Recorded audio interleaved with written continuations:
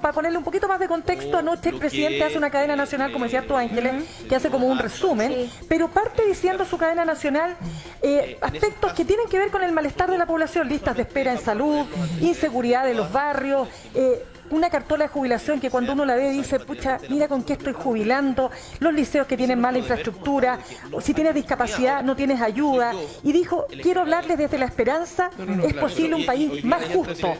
¿Cómo recibe usted eso? Vamos a hacer todo el vínculo completo, pero porque le preguntan por un nuevo estallido social y él dice, estamos haciendo cosas para evitar precisamente que esos factores puedan posibilitar que este malestar aumente. Lleva en la misma línea de lo que decía el senador Núñez recién. Ya, pero yo quiero aclarar algo, mira. A ver. Yo cuando empecé ayer a ver la cuenta pública del presidente Boric, me acordé del presidente Piñera. Porque siempre en las cuentas públicas del presidente Piñera yo decía, ¿en qué país vive este caballero? Como que estuviera en Wall Street arreglando todo. Aquí vi a una persona que estaba frente al estrecho Magallanes, hablando de un país que no existe, mirando con diagnósticos preciosos, con mucha lírica, con retórica, hablando extraordinariamente, reconociendo sus errores, etcétera, etcétera, pero nada concreto a esos problemas reales. Ustedes estaban viendo lo que le pasó a esa gente, ¿no es cierto? ¿En qué país del mundo se puede uniformar para salir de un colegio, delinquir y volver y nadie te puede hacer nada? Nada. Aquí hay una impunidad tremenda y ayer el presidente del discurso no dijo ni una medida concreta. Por ejemplo, no nombró la palabra terrorismo. Por un lado dijo, vamos a comprar material blindado. ¿Y para qué quiere material blindado si no hay terrorismo? No nombró terrorismo. ¿Pero cambian algo que diga terrorismo o no terrorismo? Por supuesto, que habla de la violencia rural. Es que es distinta la violencia rural que el terrorismo, pues. Sí, ojo, la delincuencia es que aquí tratan de enredar todo.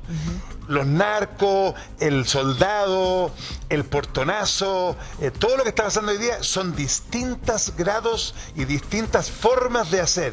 Y ahí hay crimen organizado, como no hay crimen organizado. Pero el problema, ¿qué es lo que pasa hoy día? Yo fui 12 años alcalde de Puente Alto y la droga era igual que hoy día. Si la única diferencia es que los narcos hoy día se pasean por todos lados y nadie le hace nada. Sí, pero entonces, deja terminar la idea. Entonces, cuando uno ve un discurso, por ejemplo, en el discurso ayer dijo, yo quiero vivir en un país en paz. Eso dijo.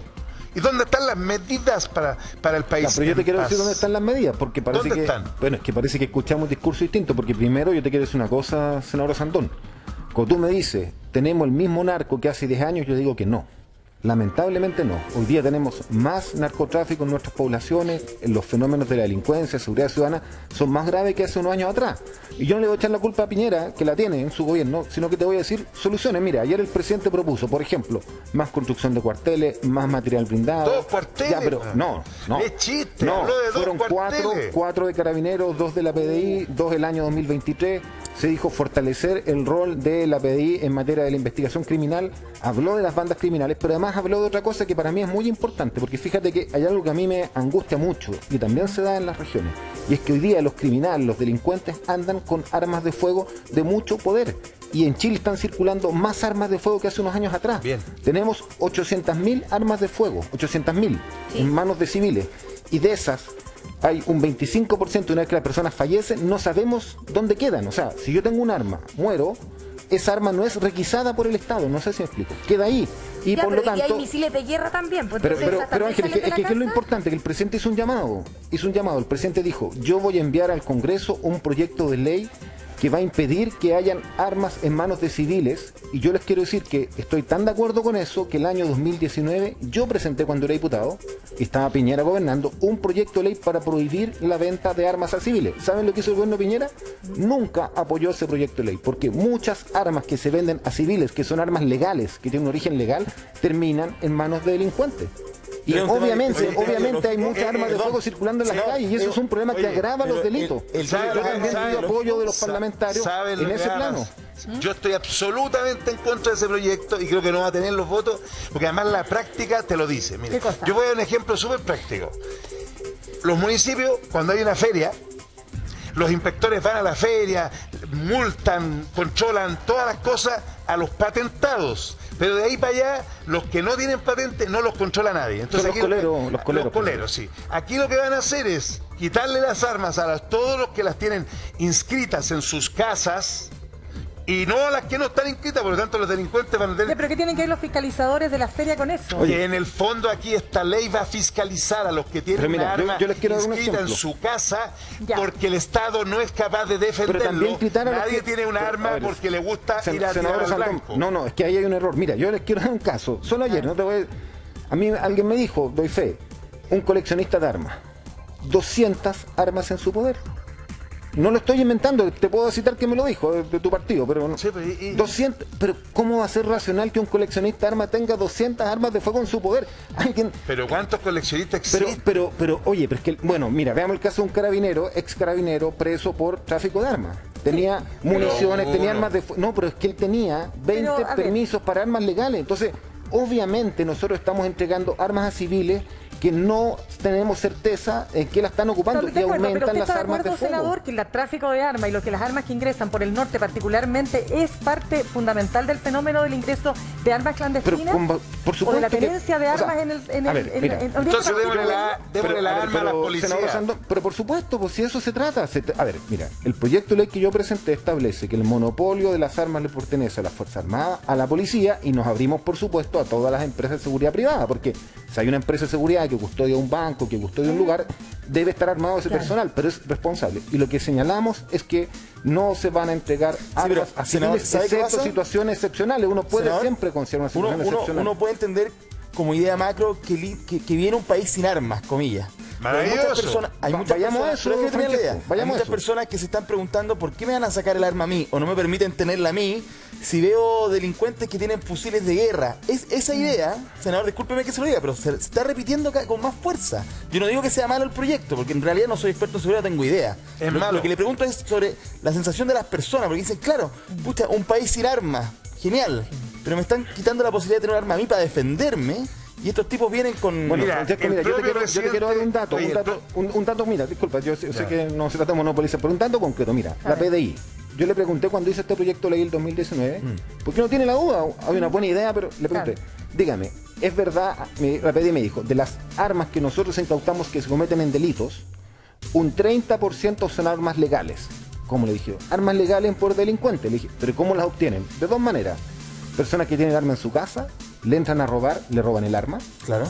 En segundo lugar, porque no es solo tener un arma, tener la formación para ocuparla y ocuparla sin arriesgar la vida. Y en segundo lugar, muchos delincuentes mandan a lo que se llama un palo blanco a comprar armas. Me dijo, nosotros tenemos datos de narcotraficantes que mandan a gente de su entorno con la plata a comprar un arma legal. Y es fácil en Chile comprar un arma legal para cometer delitos. Eso es lo técnico, pero ¿qué le dice usted a las personas? Preparemos eso, Francesco. Ahora, si tú me dices, mire, es que tiene que haber una situación excepcional, no sé, yo pongo un ejemplo, alguien que tiene una botillería que abre todas las noches, bueno, pueden haber situaciones excepcionales, pero la lógica en la cual nosotros le decimos a la gente, mire, para combatir la delincuencia, para que usted se sienta seguro, compre un arma, estamos en el peor de los mundos, lo que pasa en Estados Unidos, porque el arma, si vienen con un fusil de guerra y yo te vendo una pistola, ¿sabes lo que te va a decir a ti, armero?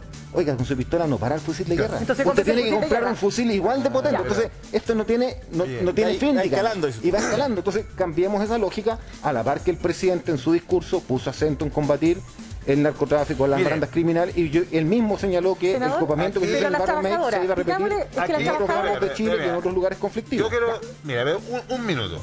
Primero, la gente tiene una pistola en la casa porque siente que el Estado no lo protege. Hablemos de las cosas como son. ¿Para qué quería un arma? Ya, primer punto. Segundo punto, aquí el presidente en ningún minuto validó el uso legítimo de la fuerza del Estado en su discurso. Porque díganme lo que me digan, los carabineros no disparan ni usan las armas. Vean los videos y las señales que da el gobierno. Cuando estaba ese carabinero en el suelo, que le estaban sacando la mugre, dos ministros dijeron, hay que investigar qué pasa con el carabinero. ¿Qué pasó en Panguipulli, por ejemplo? Cuando ese suboficial... ¿Ya se arrepintieron de eso? Pero eso ya está, ya es parte de la noticia pasada. ¿Sabes lo que pasa? ¿Sabes lo que pasa? El presidente dijo, voy a ocupar todos los recursos que me entrega la ley para darle seguridad a las chilenas y a los chilenos. Lo dijo en su cuenta pública, yo lo escuché. Entonces no me diga que el presidente ahora dice que no está disponible a usar el poder que le entrega la autoridad en este caso. Él hizo una cadena nacional bastante buena para explicar lo que no se entendió, pero mira, hay una cosa súper clara. Aquí, seamos prácticos, nadie se atreve a decirlo. Cuando un carabinero usa su arma, termina 2 años entre sumarios y juicios para comprobar que la usó bien. Así que sus compañeros ninguno la usa. En Panguipulli, el suboficial pasó las de Kiko y Caco, salió absuelto absolutamente, y resulta que yo, si soy compañero de él, jamás voy a usar el arma, porque no, aquí, y esto es del gobierno pasado y todo usted, o sea, no es de este gobierno, no se valida. ¿Qué hace un carabinero con un revólver, no es pistola, frente a armas automáticas? Por eso, no tiene nada que hacer. Pero mire, ayer le pegaron a 2 carabineros muy cerca del lugar de esta tienda de Tip Top, ¿no es cierto?, donde se hacen estas galletas, y queremos preguntarle, porque eso pasó también. Mire, ahí tenemos las imágenes. O sea, esto, fíjese que aquí quedaron inconscientes. Casi hubo una detención de una ciudadana extranjera que trató de quitarle el arma. Exacto. O sea, realmente está... Entonces, a ver, antes que sigamos con ustedes, senadores, preguntémonos a las trabajadoras, porque ustedes decían que ustedes todos los viernes, esto no fue un viernes, pero ustedes dicen... Pregúntele por qué no usan sus armas para defenderse. Ya, pero espérense, estamos con las trabajadoras primero. A ver, ¿qué sienten ustedes cuando ven estas imágenes? Sí, le vamos a preguntar aquí a los trabajadores, y respecto también de la discusión que tienen allá en el panel, pero quería hacer un paréntesis también, ¿no? Las armas en Chile están sumamente controladas. Uno tiene que hacer hasta un examen mental para tener un arma. Así es. Pero, disculpa, las armas que están justamente circulando... No, es muy fácil obtener para un terminar arma. el punto, para terminar el punto. Bueno, pero es que no es verdad. Pero para terminar el punto, que para que nos escuchemos, pero escuchémonos. Pero el problema que hay son talleres clandestinos con armas de fuego que se modifican. Hay armas que ingresan justamente por las fronteras y que finalmente están circulando sin ningún tipo de control. O sea, lo que uno conversa con armeros, lo que conversa con ciudadanos, ellos dicen, mira, la verdad es que aquí hay un papeleo que hacer para tener un arma en sus casas. El problema está en todas esas otras armas que modifican, hasta de airsoft, que son tipificadas como juguetes que se utilizan para robos con intimidación. Y esas armas son tipificadas como juguetes. Bueno, independientemente de ese tema, que lo podemos desarrollar de manera amplia, estábamos conversando justamente con los trabajadores que son ciudadanos, y ustedes representan a estos tipos de ciudadanos, a estos trabajadores. Yo quiero saber qué es lo que piensan respecto de la conversación que tenían justamente en el panel. Están ahí los dos peleando, Sandón con Núñez, pero eso no es la idea, que estén peleando. Hay que resolver todos los conflictos que hay, las cosas, ponerle mano dura a todo. Yo soy, sí, en consenso. Yo soy de Puente Alto y a Usandón lo quieren en Puente Alto, así que ponga mano dura nomás, que siga. Pero don Luis, una consulta. Pregúntele si para él los carabineros debieran usar sus armas o no. Pregúntele. Deme un segundito. Deme un segundito para darle la voz un poco al resto de los trabajadores. Sí. Eso es, yo creo que está en la conciencia de todos los ciudadanos, los que vemos acá la violencia, que ahora Carabineros no puede hacer uso de armas. ¿Qué va a hacer si está de manos atadas? Sí. ¿Qué haces tú? ¿Sacas un arma a un carabinero? ¿Saca un arma? Ah, no. Vamos dando de baja, vamos haciendo sumario. Y estos otros que asaltan, que hacen lo que quieren, andan con armas, no sé de dónde sacan las armas, pero hacen lo que quieren y a ellos libres. Vamos haciendo otro, la puerta giratoria, y vamos haciendo lo mismo. Le vamos a preguntar a las chiquillas que están acá atrás, que también son trabajadoras, que se unieron recién. Bueno, ¿qué opinión tienen respecto de la discusión que teníamos en el panel? Es que lo que pasa es que esto lleva más de 2 años ya, pues entonces siempre pasa lo mismo aquí en Santiago Centro. Yo busqué trabajo acá, pensando pero ahora ya estoy pensando, no, pues no hay solución. Más que el estallido social es lo mismo, entonces más destruyeron. Más que todo mano dura, porque así nunca vamos a llegar a nada. Siempre pasa lo mismo, hacen lo que quieren, ingresan, nos pueden hacer algo realmente y no hacen nada. O sea, nosotros estamos como abandonados. Todavía está peor. Abandonado. Como raya para la suma, yo creo, que es como... Autoridad a Carabineros, para que ocupe sus implementos que tiene. Raya para la suma, yo creo que aquí yo me quedo con 2 conceptos al menos, no sé si ustedes los comparten. Uno, que es acción. Ya basta de diagnóstico, sino que acción. Exacto. Y 2, un poco de unidad y no tanto de discusión. Al menos yo saco esos 2 conceptos. Momento, senadores. Momento, senadores. 2 cosas, Rodri. Todavía tenemos tiempo para conversar. Rodri, hay una palabra que mencionó una de las entrevistadas ahí, una de las trabajadoras, que dice, nos sentimos en el abandono. Y yo creo que no hay palabra más triste que el abandono, porque eso ya es falta de esperanza absoluta frente a una situación en particular. Cuando tienes abandono, así, te defiendes tú, pues. Bueno, eso es lo que usted cree, pero pero estoy diciendo, de la sensación del abandono, lo que implica el abandono va mucho más allá. Cuando ellos hablan de mano dura, Rodri, ¿le podrías preguntar, por favor, qué significa o qué es para ellos? ¿Cuál es la implicancia que tiene la mano dura? Pero si lo dijeron, que usaran sus armas. Mano dura tiene que darle más autoridad a Carabineros. Ya. Para que ponga mano dura. Ya, pero mira, ¿Cómo no te vas a sentir? Perdona, una cuestión. No tiene ninguna... ¿En qué país del mundo? Que termine. Lo pasan a llevar, les pegan y no le hacen nada. Y pillan a un delincuente, no le hacen nada, lo sueltan, no pueden hacer nada. Y Carabineros no puede pegarles tampoco o echarles, porque al derecho humano al tiro los mete. Esa es la sensación que al menos ustedes tienen. Legitimidad un poco el trabajo de Carabineros. Sobre el punto, porque hemos sido emplazados, pero no podemos lo único que les pido es que nosotros le damos la palabra para que nos ordenemos acá, ¿ya? Pueden pelear si quieren, pero peleen ordenados. No, en ese foro... Argumentar. En ese foro de la calle ganamos nosotros, quedó clarito. Usted dijo que tráiganlo a los trabajadores y las trabajadoras como panelistas, pero si están siendo panelistas nuestros, pues mire, ahí están. Ya, a ver, senador Núñez, porque este tema es súper complicado, porque siempre dicen que aquí lo que ha faltado es más, a ver, ¿cómo decirlo? Como que el gobierno le dé más respaldo a Carabineros, ¿no? Y sabemos que hay una situación ahí también ideológica que tiene que ver, no solo ideológica, sino que con la práctica. Carabineros estuvo derechamente, o sea, eso no es que lo diga yo, lo dicen los informes internacionales de derechos humanos.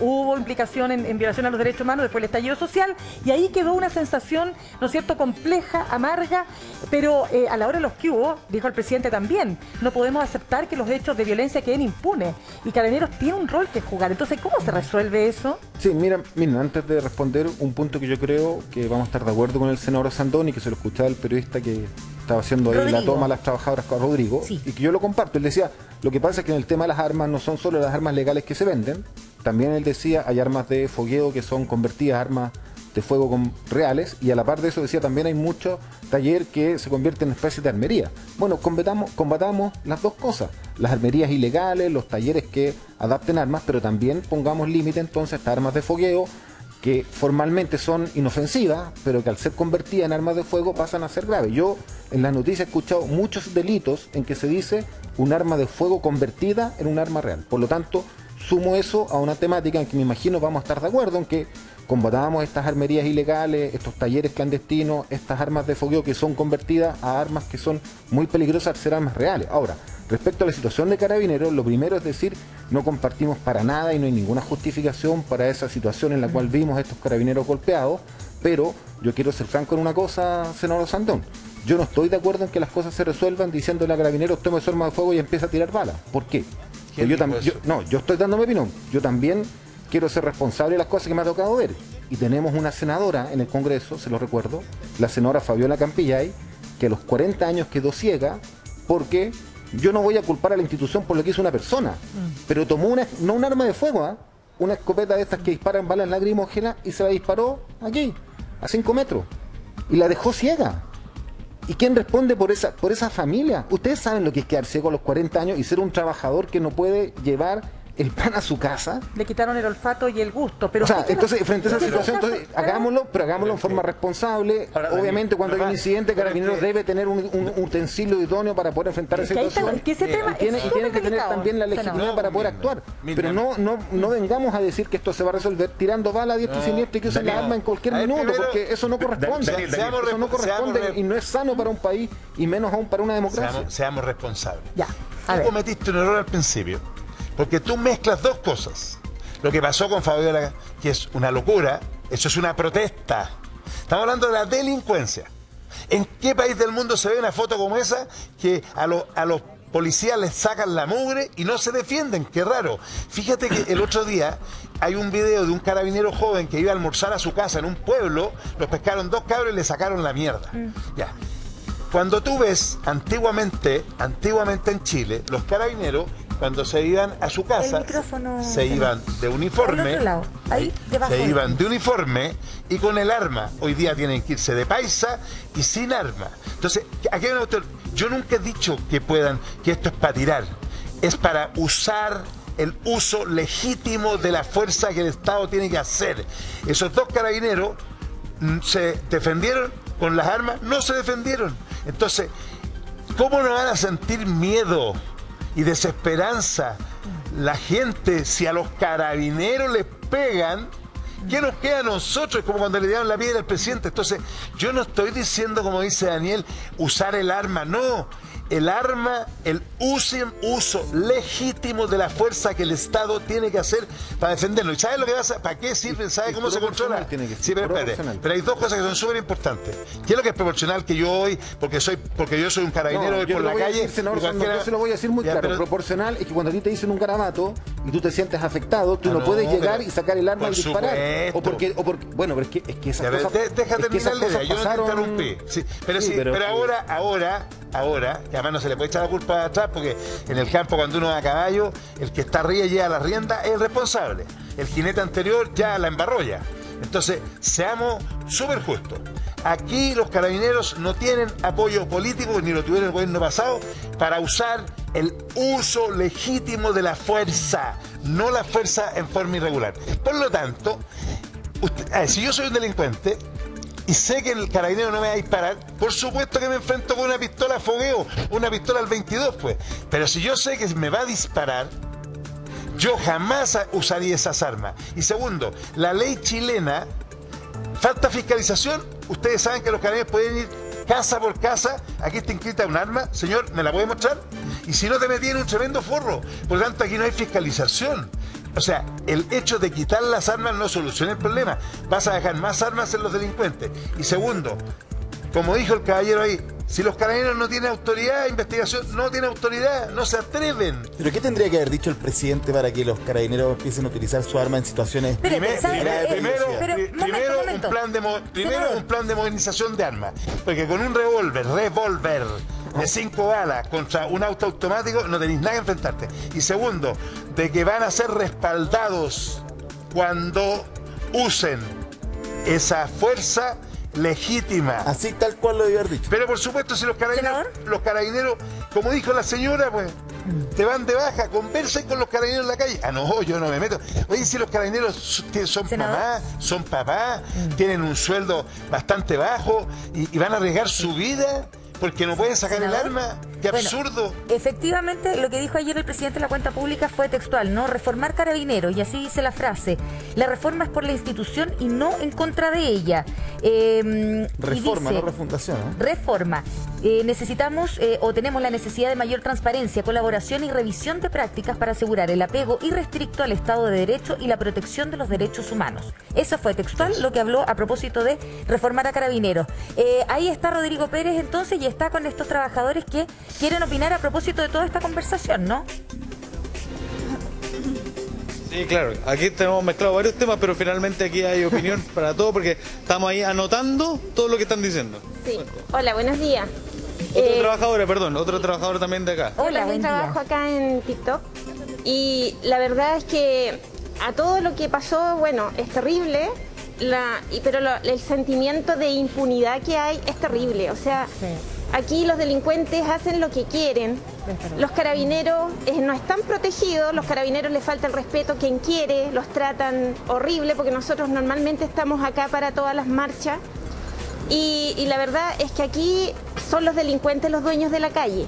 Eso. Y ellos, no sé si serán los mismos que marchan, porque la verdad que cuando yo veo las marchas y hay algunos que ya están bastante creciditos para ser estudiantes que anden marchando, andan pidiendo, todos ellos piden, solo es pedir bonos, pedir esto, pedir ayuda, pedir acá. Nosotros no pedimos, nosotros trabajamos. Nosotros somos gente que venimos a trabajar todos los días y muchas veces las ayudas no vienen para nosotros porque nosotros somos clase media, mejorada, porque tenemos un sueldo. Y la gente que no nos deja trabajar es la gente a la cual nosotros con nuestro sueldo y nuestros impuestos les tenemos que pagar bono y todo lo que ellos piden. Entonces yo creo que ya basta. más que todo lo que están las ideas que quieren hacer, hay que cumplir las leyes. No la puerta giratoria, la ley tiene que cumplirse, el delincuente tiene que ser castigado. No esta puerta que aquí cualquier delincuente hace cualquier cosa y pone un abogado y está fuera. Hagan cumplir las leyes como corresponden. Déjense del tema político, porque esto ha sido ya más un tema de política, de quién esté al mando del país. Esto hay que hacer cumplir las leyes para que los trabajadores de este país, que somos los que aportamos, los que le damos el dinero a este país, nos dejen trabajar tranquilos. Este daño que nos hicieron a nosotros, somos un local que vendemos galletas, vendemos dulzura, ese es nuestro eslogan. Dar dulzura y buenos momentos a nuestros clientes. Y mire lo que nos hicieron. Eso no corresponde, eso no puede ser, no se puede repetir en este país. Y esto ya es algo, mira, a mí me da lo mismo que en gobierne, porque no ha mejorado nada. Nada, todos los que han gobernado de distintas ideas políticas es lo mismo. ¿Rodri? Deme un segundito que de verdad nos dejó, yo creo que nos dejó a todos en silencio. Y te escuchamos atentamente, porque le quieren comentar, le están preguntando a Ángela Araya cuál es su nombre. Mi nombre es Jacqueline Carvajal, soy la subgerente de locales de las sucursales Tip Top. Llevo trabajando 17 años en esta empresa y estoy dolida porque esta empresa a nosotros nos ha dado mucho. Yo he educado a mis hijos, he sacado a mi familia adelante con ella. Entonces esto no puede ser, esto es malo lo que están haciendo, es muy malo. Totalmente. Jacqueline, gracias por su testimonio y gracias por hablarnos desde el corazón también, ¿no? Porque es lo que uno necesita finalmente. Más allá de si usted comparte o no comparte las opiniones que alguien emite, pero cuando son así, tan de adentro, uno no puede cuestionarlas bajo ningún punto de vista. Jacqueline, quería preguntarle a propósito, porque una de sus compañeras de trabajo decía, desde el estallido social, nosotros llevamos 2 años en el abandono, y precisamente ayer el presidente habló en la cuenta pública de eso, que van a impulsar un plan de recuperación de espacios públicos a nivel nacional, a propósito del estallido social, ¿no? Posibilitando la inversión total de 15.400 millones de pesos. Uno dice, esos números, es un plan. ¿A usted le hace sentido? ¿Terminó para ustedes el estallido social con estos actos de violencia? La verdad que no, o sea, para nosotros desde que comenzó esto es un país distinto. No se puede hablar de que esto se terminó, de que se cambió un gobierno y esto paró y no, porque la gente se acostumbró. Los malandrines de este país se acostumbraron y lo vieron fácil, porque vieron en el estallido social que pudieron saquear, pudieron robar, los liberaron, o sea, ellos hicieron todo lo que quisieron y no hubo respuesta por parte de la ley.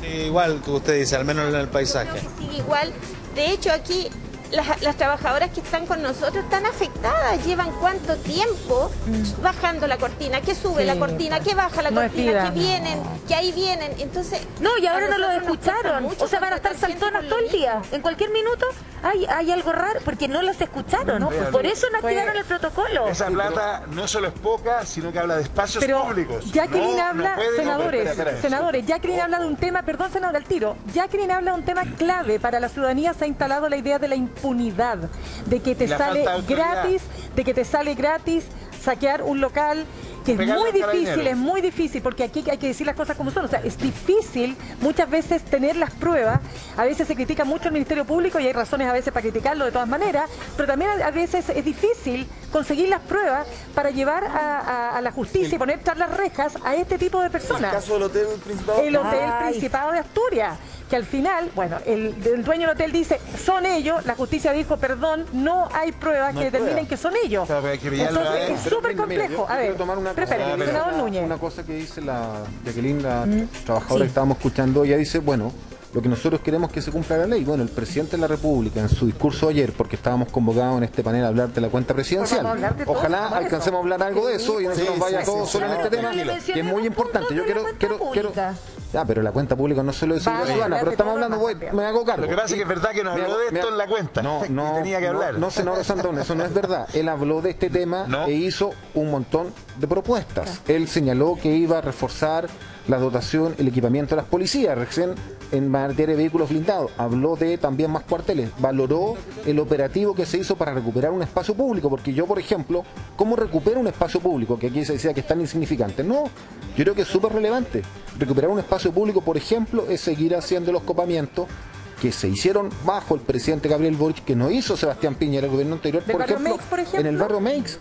Porque obviamente, si nosotros logramos sacar bandas criminales que se asocian al comercio ambulante, vamos a tener un espacio público más seguro. Y eso no solo pasa en Santiago. Yo les quiero decir que en La Serena, nosotros también tenemos un problema con bandas criminales que se han asociado al comercio ambulante y nos copan los espacios públicos. Entonces, yo lo que le diría al presidente Gabriel Boric es que siga en la línea de lo que anunció ayer. Queremos más copamientos policiales para liberar los espacios públicos, porque cuando los espacios públicos están ocupados por los ciudadanos, las ciudadanas, los parques, las calles, las plazas, obviamente nos sentimos más seguros. Entonces, en ese sentido es un aspecto muy importante lo que planteó el presidente. Y obviamente en esa materia vamos a dotar a las capacidades, a las policías de más capacidades para poder actuar, que es parte esencial de su labor. Entonces, tienen una pizarra para explicarle, porque lo que pasa que mi compañero aquí se equivocó de línea completa.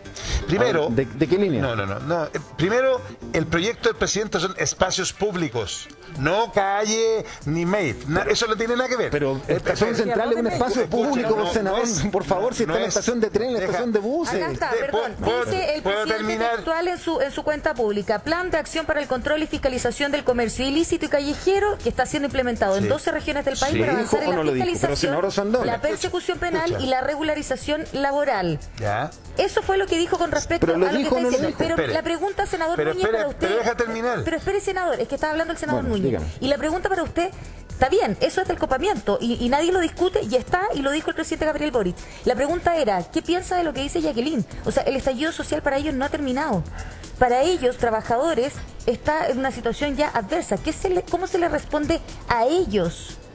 O sea, lo que le podemos decir a Jacqueline es que obviamente frente a situaciones de agresión, saqueo, cualquier delito, tiene que actuar la policía y está formada para eso, y nosotros tenemos que darle todas las capacidades para que lo haga en forma legítima. Ahora, lo que yo quiero agregarle es que en mi opinión lo que pasa en Chile no es solo un problema de seguridad ciudadana. Y si a mí me preguntan cómo vamos a resolver que este estallido social termine, que en algunos puntos, porque no es en todo el país, pero en algunos puntos, como nos relata ella, continúa, yo espero que sea de la mano de la nueva Constitución.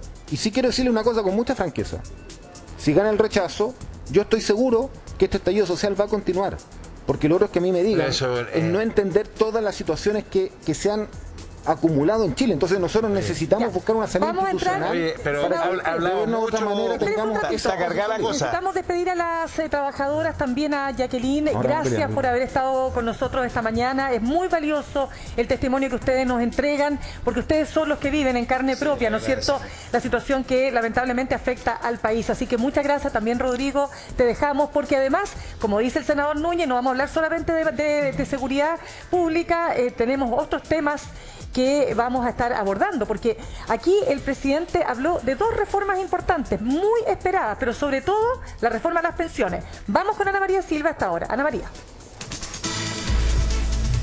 Sí, hemos conversado con la gente desde tempranito, con frío y con todo. Le preguntamos a las personas qué les pareció este discurso de la cuenta pública y nos han dicho varias cosas. Se echó de menos la palabra inflación, se echó de menos la palabra también delincuencia, y son parte de las preocupaciones de muchas personas, pero también el tema de salud.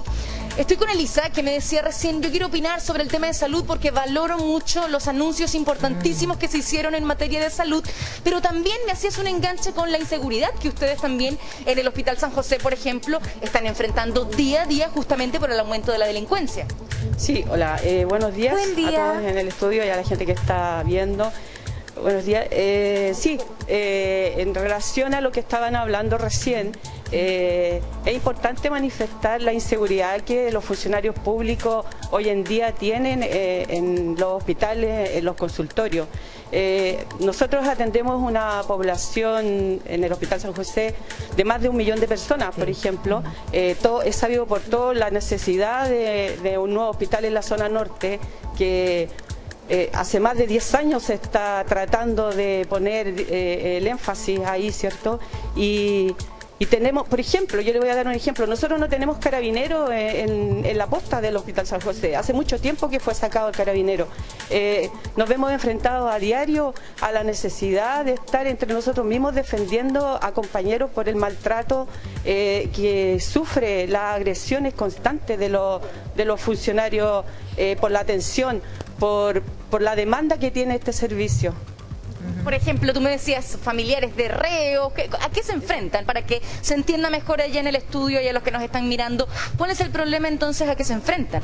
A nosotros no nos hace sentido cuando muchas veces un reo o un imputado es hospitalizado en un centro privado, por ejemplo, y se hace toda una batahola, y nosotros tenemos esa atención a diario. Nosotros atendemos la población penal de Colina 1 y Colina 2 y nos vemos enfrentados a gendarmes con metralleta, a la familia que viene, de repente hay disturbios, enfrentamientos entre delincuentes que llegan penetrados y llegan los familiares, entre bandos, y hemos sufrido mucho el maltrato de ellos, rompimiento de ventanas, piedrazos. Entonces es necesario poner el énfasis ahí en lo que tiene que ver con la seguridad.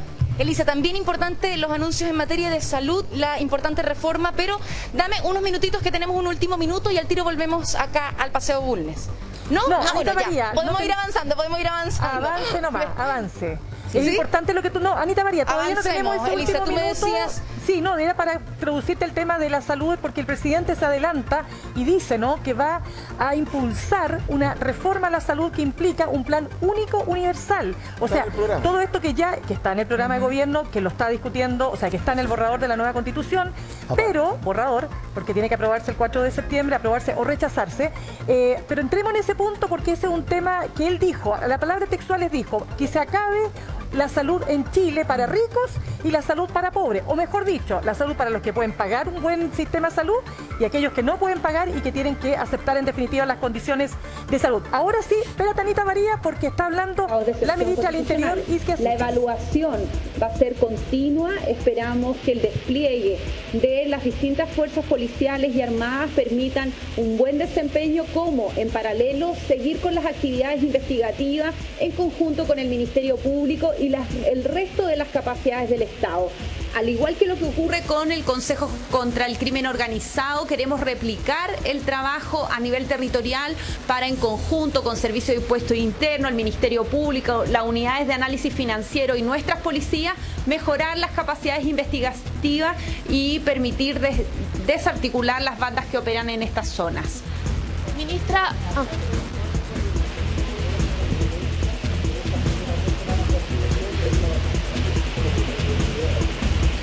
La reducción, todavía son bastante breves los plazos, más o menos 15 días, pero de 5 eventos promedio al día que teníamos previo al estado de excepción constitucional, este se ha reducido a 3, son hechos de menor violencia y también magnitud. Obviamente este no es el desafío final de nuestra administración, sino más bien desarticular las bandas y seguir las acciones preventivas. Y quiero aprovechar este punto también de hacernos cargo de aquellas dichos de que este es un estado de excepción de oficina, que no estamos en los recorridos, tal como lo ha dicho la ministra de Defensa, es una dotación importantísima, tanto en recursos humanos, tecnologías y capacidades que están desplegados en la zona, y el trabajo de nuestros tantos carabineros, policías de investigaciones y todos los uniformados que están, entre ellos las Fuerzas Armadas, es un despliegue del más alto nivel que esperamos que pueda rendir frutos en torno a lo planteado. Ministra, muy buenos días. Respecto de los anuncios de seguridad emitidos ayer por el presidente de la República, específicamente preguntarle plazos, por ejemplo, para este proyecto de menos armas, y la crítica que se hace repetidamente desde la oposición es que muchas de las medidas en seguridad son muy a largo plazo, se tiene que esperar mucho para ver resultados. ¿Cuáles son las medidas ahora, a corto plazo, para reducir la inseguridad de la población chilena?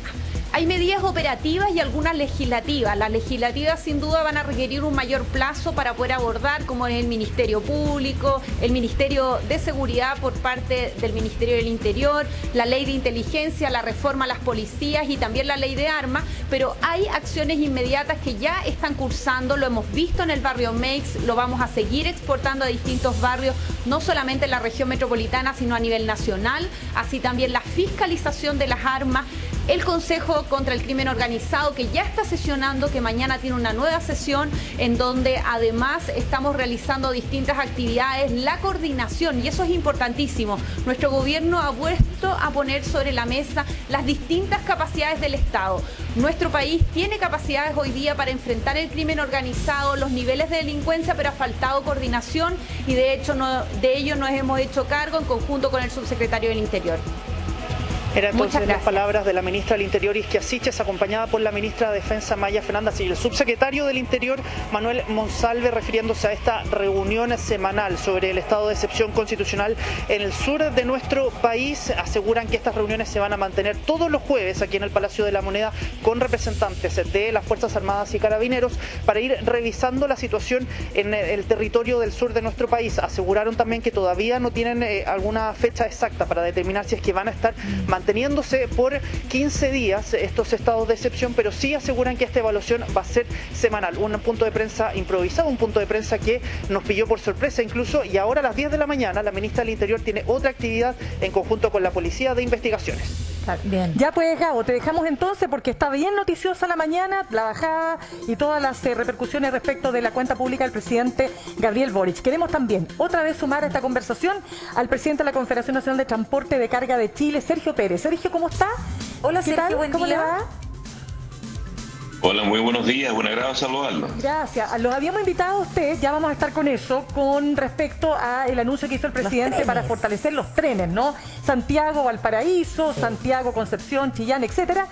Vamos a estar con eso, pues le salió competencia en el camino, pero quiero preguntarle respecto de los dos anuncios que hizo en materia de, o sea, varios anuncios en materia de seguridad, entre ellos respecto de la macrozona sur, cuando habla de fortalecer, por ejemplo, la protección a las víctimas de la violencia rural. ¿Con qué sensación se queda usted? Bueno, la verdad es que lo primero que me gustaría decir, porque he estado escuchando atentamente a los senadores ahí, nosotros echamos de menos en el discurso del presidente que se refiera de forma clara a lo que pasa en la macrozona sur. Es terrorismo puro. Nosotros trajimos los camiones quemados el año 2015 porque la expresidenta Bachelet dijo que no había terrorismo, igual que el exministro del Interior. ¿Y qué más evidencia que existe terrorismo? Ahora me alegra que la ministra del Interior diga que se va a perseverar en la ley de inteligencia. El Parlamento debe estar disponible para que este presidente, este gobierno, en los anteriores hubo una negación total a la agenda de seguridad. Me gustó mucho lo que dijo la ministra, que hoy día se va a perseverar en la ley de inteligencia. Y yo le diría al senador Núñez que no tenga doble estándar. La delincuencia, el terrorismo, es lo peor que puede tener una nación. Y Chile hoy día el problema número uno que tiene es justamente la falta de seguridad. Senador, si no puede ser que lo que ayer usted decía que era bueno, hoy día diga que es malo. Si la falta de seguridad, el avance de la delincuencia y el terrorismo lamentablemente no fue atacado por todas las fuerzas políticas de la República de Chile. Esa es la verdad. Nosotros el 2015, como dije, trajimos los camiones quemados. El 2020 pusimos en la conciencia nacional la delincuencia desatada en toda su forma, porque hicimos una movilización desde Valparaíso hasta la isla de Chiloé. Sí. Entonces yo me alegro que hoy día este gobierno, con el apoyo de las instituciones, miren lo que ha pasado en el Poder Judicial y el Fiscal de someter a juicio por crimen a 2 funcionarios de la Armada que tuvieron el año pasado, pero a ver, yo fui emplazado, pido derecho a réplica, porque ¿sabe qué pasa? Que uno que tiene que escuchar que lo traten como quieran las personas, no puede... Pero senador, ha presentado varios temas en esta locución. Entonces, nos invitaron a los dos a hablar, pues. Aquí habla uno. Pero lo que pasa es que el problema es que Pérez te apoya, pues no te emplaza a ti, no, pero Sergio Pérez, presidente de la Confederación Nacional de Transporte de Carga, emplazó al senador Núñez. Entonces, senador, corresponde, yo creo, antes de pasar a otro tema que usted pueda tener la posibilidad de responder. Insólito que acá el dirigente de los camioneros pida que se cumpla con la justicia, que no tengamos a la legalidad que hay Estado de Derecho, y que él esté impugnando entonces que se investigue lo que ocurrió con funcionarios de la Armada que les dijeron disparen indiscriminadamente, y todo indica, yo voy a esperar el resultado de la investigación judicial, que pueden ser responsables de la muerte de un camionero, de un comunero mapuche. Yo no quiero que mueran comuneros mapuches, no quiero que mueran camioneros, no quiero que mueran trabajadores forestales, no quiero que muera un agricultor, no quiero que muera nadie en Chile, menos en la zona de la Araucanía. Pero si hay un hecho ilícito, debe ser investigado. Y yo quiero decirle aquí al señor Pérez que a mí me indigna lo que hicieron ellos, los camioneros en la región de Coquimbo, donde bloquearon la ruta por 48 horas y nos dejaron sin poder salir. Familias completas estaban en la carretera esperando poder trasladarse, en algunos casos que incluso con situaciones de salud grave, a Santiago o a Valparaíso, y no podían hacerlo. Entonces no corresponde que los camioneros crean que por muy grave que sean los problemas que viven, que yo no los discuto, que son reales, ellos paralicen las carreteras de Chile y se sientan dueños del país. A mí me encantaría que apoyaran, por ejemplo, el proyecto de ley del presidente Boric en materia de trenes. Pero yo sé que no lo van a hacer porque sienten afectado su negocio. Y eso es lo que yo no comparto. El negocio particular está en segundo plano, primero el interés del país. Si nosotros tuviéramos trenes de carga, descongestionaríamos las carreteras y tendríamos un mucho mejor servicio. Yo le pido que también se abran en ese plano a los camioneros y que no tengan esta actitud de defensa de su negocio individual. Aquí hay una tremenda contradicción. Yo no estoy defendiendo a don Sergio, pero aquí tú al principio dijiste y que estabas de acuerdo con las herramientas para manifestar, y cuando se toman la Alameda... ¿Las herramientas para qué? No. Cuando sale la gente a manifestar. Pero obvio que tiene derecho a hacerlo, pero no cometer un delito, son dos cosas distintas. Yo no te he escuchado nunca... Son dos cosas distintas. Yo no te he escuchado nunca decir de que cuando se toman la Alameda la gente no puede ir a la pega porque está todo cortado. Y vienen los camioneros que hacen lo mismo y resulta que eso sí que son castigados. Me parece súper injusto. Si alguien, porque ahí no han matado a nadie. Entonces, aquí lo que pasa es lo siguiente. Lo que hemos visto en resumen en esto es que falta autoridad. Y hay una cosa muy importante que dijo la ministra Sichi, que se lo agradezco. Reconoció que están las herramientas, si hay que aplicarlas. Siempre han estado. No, porque el presidente Boric, cuando hace un mes atrás nos llamó a nosotros a hacer un acuerdo a combatir la delincuencia. ¿Y qué respondí yo? Dije, yo estoy dispuesto en el Senado a ayudar a lo que quiera mejorar esto, pero la delincuencia la tenemos hoy día. Pero la ley de inteligencia no ha salido del... Sí, pero espérese un poquito. Pero aquí hoy día, por ejemplo, ¿para qué necesita usted inteligencia si el presidente... Cuando era diputado este caballero y todo, votaron en contra de la ley de encapuchados. Pero espera, es que hoy día... No existe la ley de encapuchados. Espere, hoy día, están bien, pero deja terminar, pues yo no te diga la verdad, porque no existe la ley de encapuchados. Te estoy diciendo la verdad, cuando se trató de que en Chile no se pudieran encapuchar, hoy día acaban de arrasar con un local, personas que van de uniforme, tapadas las caras, van y vuelven al mismo local y no se les puede hacer nada, se cambian de ropa. Y la impunidad más salvaje. Ahí está la ley de inteligencia, como que no se puede hacer nada. No es la ley de inteligencia. ¿Cómo que no? Que no se puede andar encapuchado en la calle. Ya, pero además usted tiene que saber quiénes son los overoles blancos, por ejemplo, cómo se detecta, es súper fácil, cómo se detectan las bandas criminales que están detrás del comercio ilegal. Estoy de acuerdo, pero mire... Ya, pues todas esas cosas de inteligencia, ¿no? No, esto es el único elemento. Mirna, este es un chiste. Hablan de Maid y de Maid como que no, parece, ahí se nota que no conocen, no tienen calle. Mire, el famoso Maid es un barrio de miles. ¿Por qué no van al Cerro Puente Alto, al centro Puente Alto? ¿Por qué no van a La Pintana? Entonces hablan todo el día de una intervención que yo se la agradecí el otro día a la delegada presidencial de la Metropolitana porque está bien hecha. Pero aquí hay cosas súper claras. La historia. Dicen, mire, balazos para acá, para allá, pero se presentó y hay una ley que prohíbe que tú te puedas tomar un terreno. todo en contra, la izquierda todo en contra. Entonces, ¿qué puede hacer un carabinero si hoy día no te pasa nada porque te vas a tomar un terreno y al final eso termina a la Sí, senador Osandón, cuando tú te tomas un terreno es una ocupación ilegal y tú demandas ante los tribunales el desalojo de ese terreno. La ley te apoya para hacer o sea que tú tienes un terreno, Por supuesto que tienes esa posibilidad. Mira, el otro día en la zona había un pequeño agricultor. No digamos situaciones que hoy día no existen. Ahora, lo que yo lamento de este debate, y me imagino que... No, que a ti te gustan las protestas en la Alameda, pero los carabineros no pueden protestar, o sea, los camioneros no pueden protestar. Ellos sí que se cometen delitos. O sea, yo creo que los camioneros pueden manifestarse y protestar. ¿Y cómo? Sí. Ya, pero déjame hablar, pues si no... Pues si tú no me dejas hablar a mí...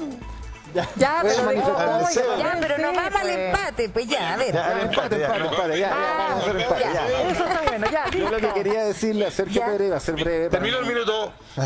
Es que efectivamente los camioneros pueden protestar si tienen el derecho a hacerlo, pueden ponerse al costado de la vía, pueden pero lo que no es correcto, y se lo quiero decir sinceramente, no es correcto que los camioneros en Chile protesten cortando las carreteras y dejando desabastecidas las ciudades, incluso poniendo en riesgo la vida de personas que a veces tienen que transitar por emergencias médicas. Entonces, busquen una forma de transitar que no implique, una forma de protestar, perdón, que no implique alterar la vida cotidiana y poner en riesgo por esa vía del desabastecimiento u otras situaciones la salud de las personas. Es lo que a mí me tocó ver y vivir en Coquimbo. Ahora, yo de todas maneras entiendo que estamos convocados a discutir de la cuenta presidencial y ojalá que antes que nos tengamos que ir, porque tenemos otras cosas que hacer, podamos decir una palabra de los otros temas. Pero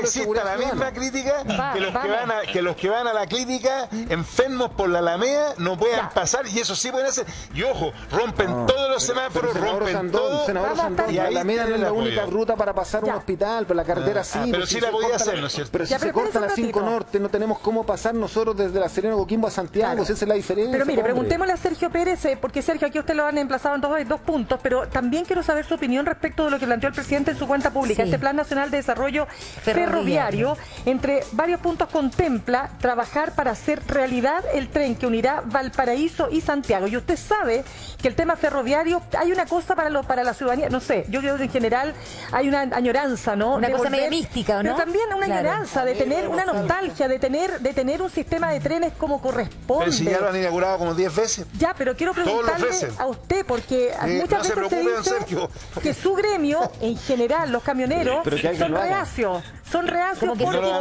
porque les entra competencia al camino. A ver. Minda, perdón, dame un espacio para decir que nosotros los camioneros de Chile queremos que haya muchos trenes. Ah, ya, qué bueno. Mire. Hay 5 modos de transporte, hay aéreo, marítimo, ferroviario, y camión y última milla. Y queremos que haya muchos trenes en Chile, ojalá pronto. No nos olvidemos que hace unos años atrás un presidente ajenjo, se desaparecieron los rieles y más de 1.400 millones de dólares cuando hubo un proyecto. Sí. Pero bueno, eso es pasado. Nosotros queremos que haya trenes, pero por supuesto de carga y de pasajeros. Es muy necesario para el desarrollo del país. Lo que sí hemos dicho que queremos que en el tema carga no haya un sistema de ferrocarril subvencionado por los chilenos. Eso es lo que hemos dicho. En competencia igualitaria. ¿Cómo no hay así? Ningún problema. ¿Podría explicarlo para toda la ciudadanía, Sergio? Núñez. ¿Cómo así? Que no sea subsidiado. Sergio, le pregunto, si pudiese por favor especificar que el transporte de carga ferroviario no sea subsidiado por todos los chilenos. ¿Qué significa eso en la práctica para usted, para que todos entendamos el mismo lenguaje? Una empresa estatal de trenes. Muy sencillo, pues si yo tengo que trasladar la madera, por poner un ejemplo, desde la Araucanía al puerto San Antonio, y en el ferrocarril me va a subvencionar a mí como productor de madera ese transporte en perjuicio de hacerlo en camiones, es una competencia desleal. Eso tan simple como eso, que no haya subvención, que trabajemos en la competencia como corresponde. Sergio, para Ahora bien. yo quiero sí decirle al senador Núñez, senador Núñez, deje hablar por favor, porque usted se toma la palabra, pero que déjame propiedad suya, la palabra no es suya, es de lo que estamos pero quiero entender lo que estás diciendo, no porque es efectivo que nosotros cortamos las carreteras, no es efectivo, nosotros somos responsables, dirigentes responsables, dejamos las vías para que los vehículos puedan funcionar. Lo que no hacemos, lo que le pedimos a nuestros colegas cuando hay una movilización pacífica, a rostro descubierto, y nosotros no hemos agredido a nadie, es detener nuestros vehículos en las bermas y posiblemente los tendremos que detener en nuestro parqueadero. Bueno, pero mira, Sergio, yo quiero hacerte una pregunta en relación... No me queda claro tu explicación. Lo que usted dice... Bueno, y quiero decirle una cosa, a ver, senador. Sergio, escúchame tú a mí también. Definitivamente a los carabineros de Chile, a la policía y a las Fuerzas Armadas para que hagan el trabajo, no como usted que critica permanentemente a las Fuerzas Armadas. Yo quiero hacerte una pregunta, una sola pregunta. Después sé que quiero opinar el senador Osandón. Gracias, muchas gracias. Lo que... ya, démonos la mano para que veamos que no peleamos todo el rato. Ya, estamos mejor. Gracias. No, pero mira, es una pregunta. Lo que pasa es que cuando tú me dices, y quiero entender, ya, que no quieres competencia desleal y que sería una competencia desleal que haya un subsidio, tenemos un pequeño problema. Que en Chile los trenes se han expandido desde el año La Cocoa, por usar un chilenismo, o sea, desde que nació como una empresa estatal. Y por eso se llama Ferrocarriles del Estado. Porque es una actividad que para desarrollarse no puede desarrollarla el privado por distintas consideraciones. Entonces, si tú me dices que ustedes lo que quieren es que todos los nuevos sistemas de trenes que hay en Chile sean privados, me estás diciendo que en el fondo te opone a que Ferrocarriles del Estado se expandan. Entonces, no dijo eso, güey. Estoy preguntando. No, pero no dijo eso, dijo subsidio. Pero la empresa estatal, muchos privados interpretan que las empresas estatales son empresas subsidiadas. Por eso le estoy diciendo, o sea, porque no hay forma de desarrollar ferrocarriles sino a través de la empresa del Estado. Eso es una vía privilegiada y primordial. Y eso fue lo que nos planteó el presidente de la República. Le planteó esa pregunta, entonces para que Sergio conteste. Sergio. Yo quiero decirle al senador que está absolutamente equivocado. Pongamos el mismo ejemplo en lo que es la política pública de los combustibles hoy día, que es un tema central en Chile.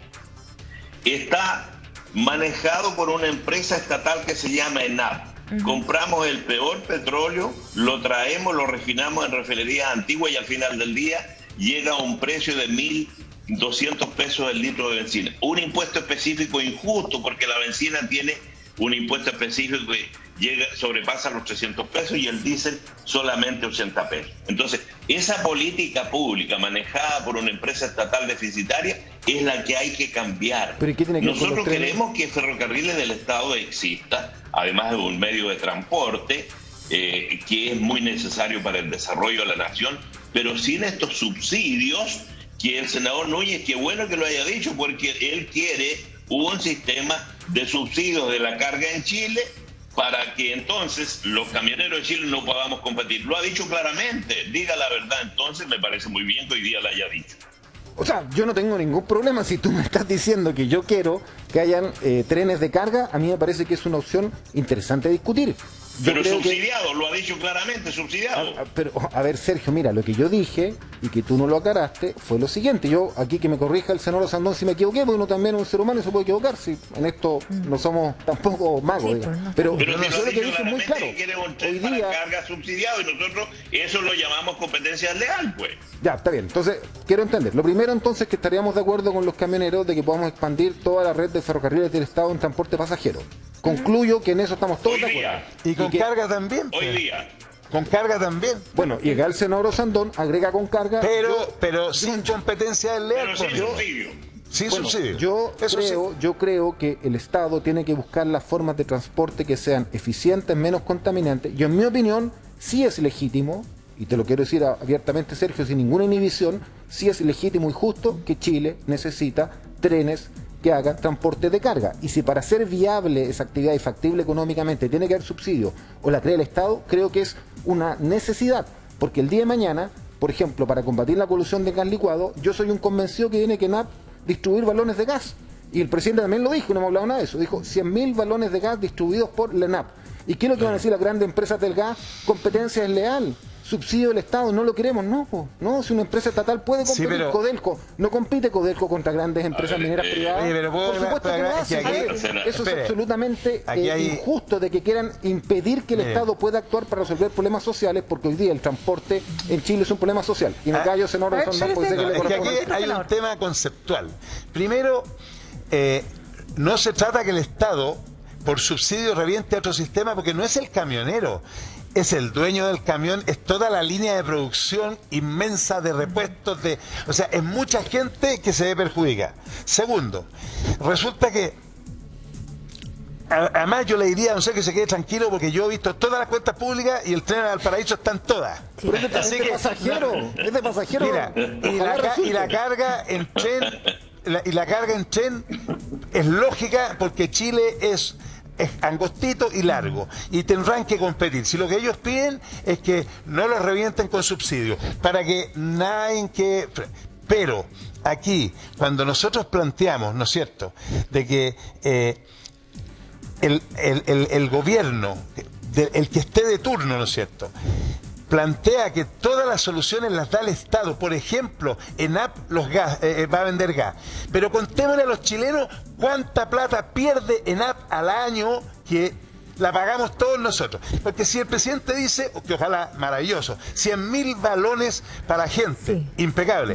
Pero digamos cuánto cuesta, pues. Porque a lo mejor estamos pagando el doble de lo que vale los chilenos. A través de los impuestos. A través de impuestos. No, ya al final. Pero espérese un ratito, sí, porque necesitamos avanzar con otros temas. Digamos, la firme a la gente. Ya, pues. Muy bien. Senador, vamos a despedir entonces a Sergio Pérez. Sergio, le queremos dar las gracias por haber estado con nosotros, y nos queda claro entonces su punto respecto de los trenes, y ojalá que se pueda materializar efectivamente, como usted dice, en tanta cuenta pública. ¿Cómo no va a ser posible que alguna vez tengamos el tren Santiago-Valparaíso? Muchas gracias, Sergio. No, gracias a ustedes. Muy buenos días. Gracias. Ya, pues pasamos a una nueva sección. Francesco Cazzella. Sí, es que, bueno, el senador Núñez lo ha dicho harto, quiere opinar también con respecto a la cuenta pública, pero de manera más general. Sí, y también vamos a ir punto por punto con respecto a lo que fue esta cuenta pública. Va a decir una poesía. Vamos a ver, porque el desafío es parecido a lo que hizo el presidente, y les quiero comunicar a ustedes dos, y quienes nos ven, porque el presidente hizo una cuenta pública larga, de las más largas del último tiempo, pero después hizo una cadena nacional ejecutiva, y en 10 minutos hizo un buen resumen. Bueno, les vamos a pedir también, en resumidas cuentas, qué es lo que opinan ustedes. Mire, senador Sandón, hágase un poquito para el lado. Senador Núñez, usted está al centro ahora. Le quiero comunicar, y para que todos sepan, que vamos a poner una cuenta regresiva.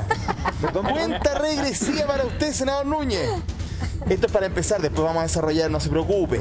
Pero de todas maneras queremos su opinión, su base fundamental, la médula, dicen algunos, de lo que fue la cuenta pública del presidente. La cuenta de regresiva, ¿dónde está? La queremos ver. A ver, ¿el cronómetro? 3, 2, 1, senador Núñez. 30 segundos. Bueno, mire, yo primero estoy muy contento y satisfecho por la cuenta pública que hizo el presidente. Creo que fue impecable, muy bien expresadas las ideas, y lo más importante de todo es que él ratificó los cambios, las motivaciones que lo llevaron a ganar las elecciones. Porque uno tiene que preguntarse por qué Gabriel Boric llegó a ser presidente y no José Antonio Caz.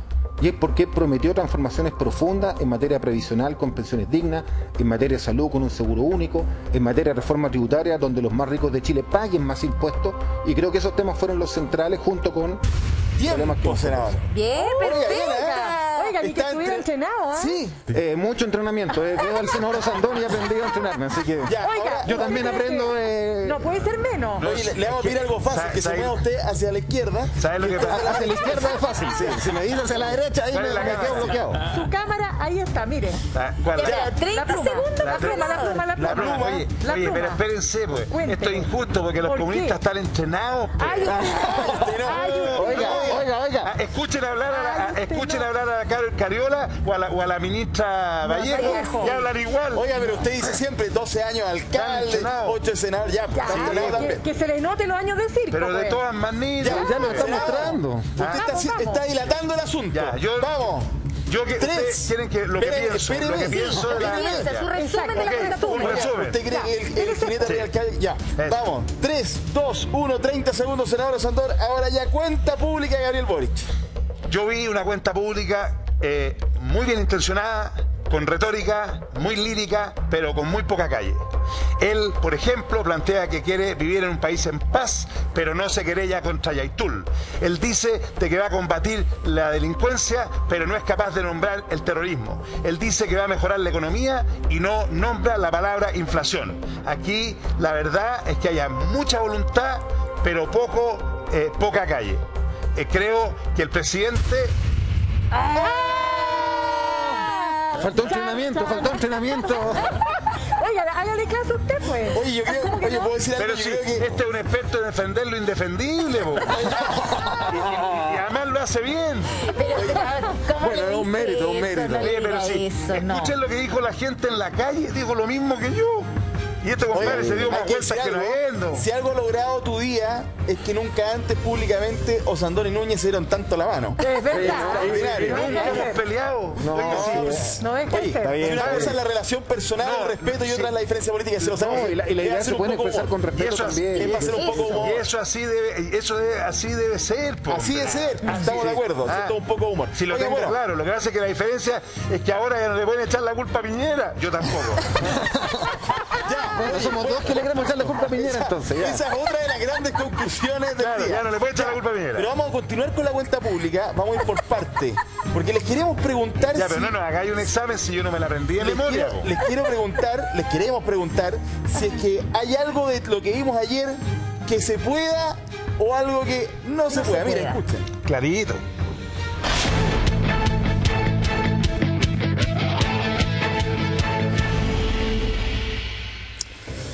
Ya, la dinámica es la siguiente. Primero que nada, les vamos a preguntar sobre ciertos momentos de la cuenta pública o sobre lo que opinan las personas, si, como yo les decía, si algo se puede o no. Al principio les pedimos que sean ¿se puede o no se puede? Ustedes con el corazón y la inteligencia que tienen, por supuesto, nos digan se puede o no, y después profundizamos. Después pero es medio justa su pregunta, pues. Pero espéreme, pues si no le va a gustar. Le va a gustar. Es que la política es el arte de lo posible, entonces yo no le puedo... pero esperemos la pregunta, senador Sandón, esperemos la pregunta, no se pongan impacientes, no se pongan impacientes. Le aseguro que él va a decir que todo se puede. Bueno. Primer, ¿se puede o no se puede? Escuchemos al presidente Gabriel Boric. Que en agosto de este año, adelantando los plazos que habíamos comprometido al comienzo del gobierno, enviaremos un proyecto de ley que reforme estructuralmente el sistema previsional, aprendiendo, por cierto, de los debates que hemos tenido antes, y que va a ser resultado de un proceso de diálogo social amplio con participación de trabajadoras, empleadores, expertos, académicos y, por cierto, con la importante participación de este Congreso Nacional. Para despejar cualquier fantasma, quiero decir muy claramente que vamos a respetar cada peso de los ahorros previsionales acumulados en las cuentas individuales y la posibilidad de ahorro de los chilenos y chilenas para su vejez.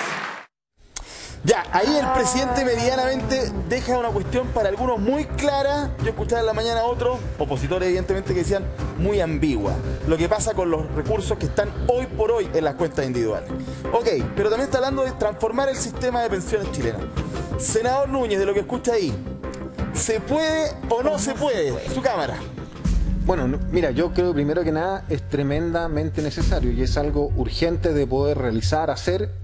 Yo creo que es tan posible hacerlo que incluso nos convocaron el día martes en la Comisión de Hacienda del Senado a discutir la reforma previsional de Piñera, que yo creo que está muerta.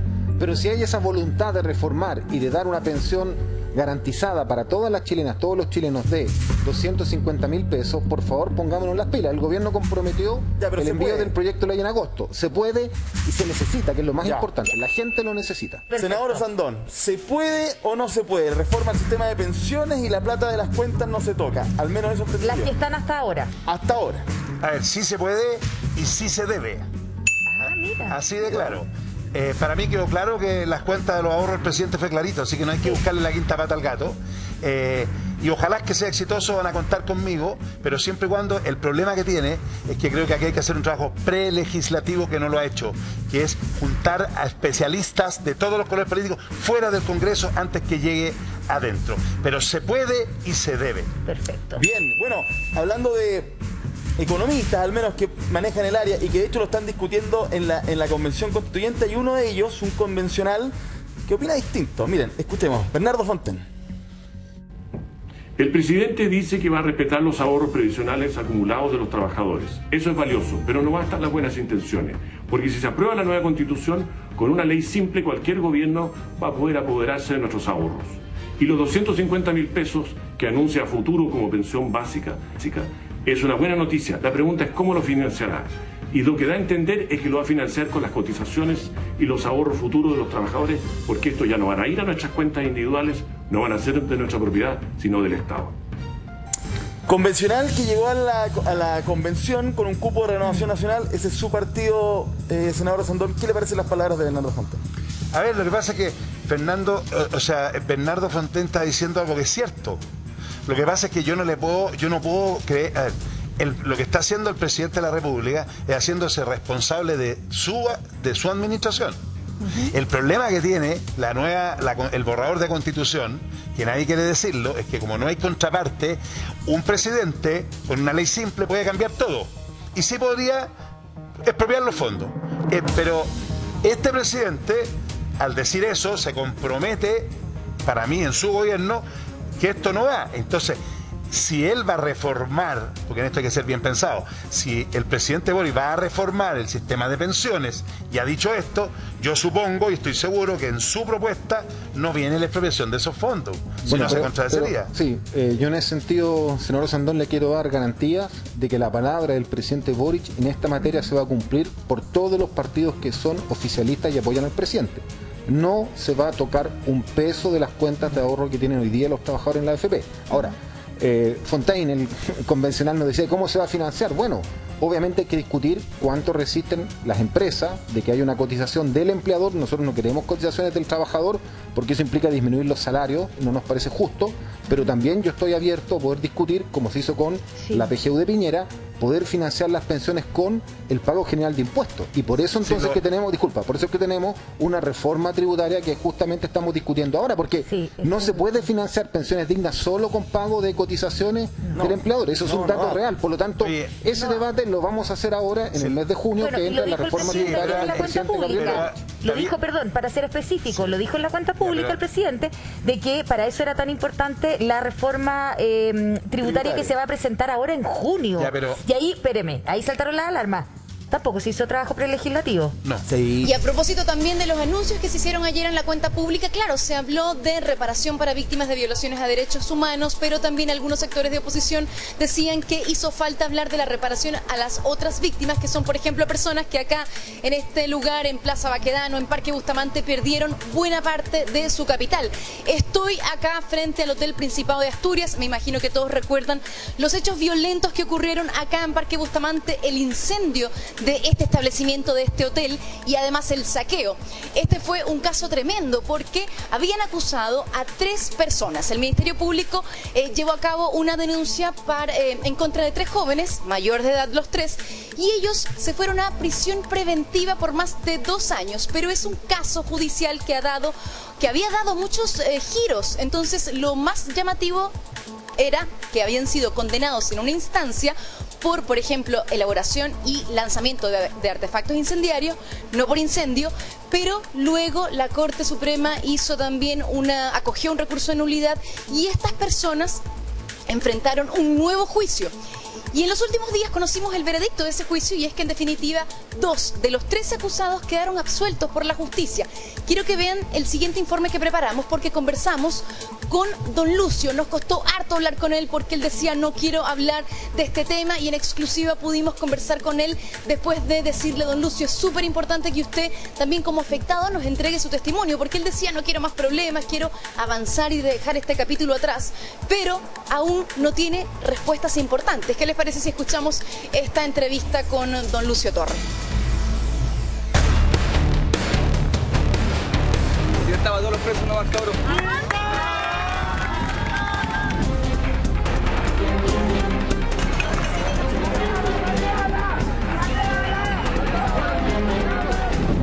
En noviembre de 2019, Parque Bustamante era epicentro de las protestas en el marco del estallido social.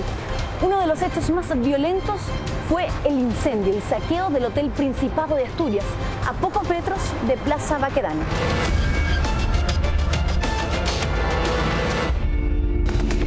Y a esta hora vamos al centro de Santiago, ahí en Parque Bustamante, donde vimos hace poco, ¿cierto?, cómo saquearon un hotel. No podemos categóricamente dar una versión clara. Lo único que tenemos claro es que nos incendiaron el hotel. No ha sido fácil para nosotros 3, la verdad, esta prisión preventiva. Estas imágenes corresponden a noviembre de 2021. Ese día finalizó la prisión preventiva para Jesús Centeno, Matías Rojas y Benjamín Espinosa. Los acusados por fabricación y lanzamiento de artefacto incendiario cumplirían entonces arresto domiciliario mientras esperaban un nuevo juicio por el incendio del hotel.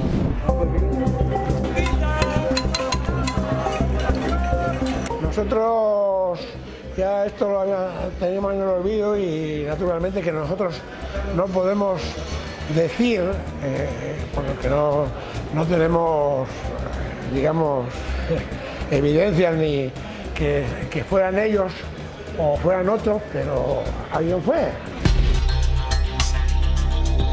Las jornadas del 12 y 14 de noviembre de 2019 fueron especialmente violentas.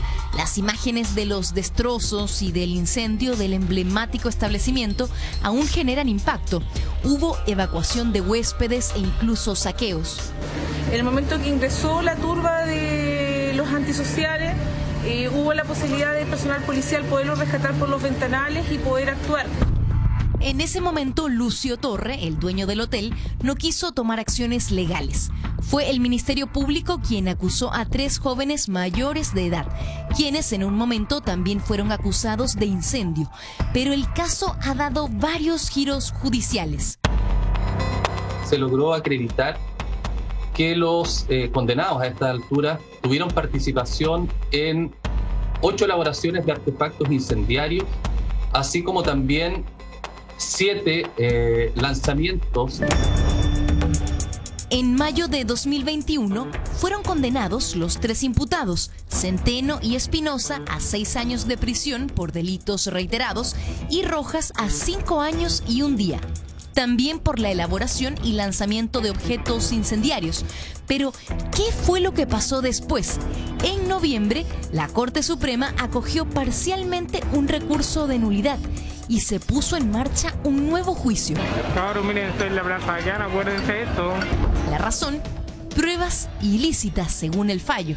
Las diligencias de vigilancia, fijación fotográfica y filmaciones ejecutadas por la policía no tuvieron orden previa del fiscal correspondiente, la que solo fue otorgada en horas de la noche en forma verbal y que solo fue registrada al día siguiente en el parte policial.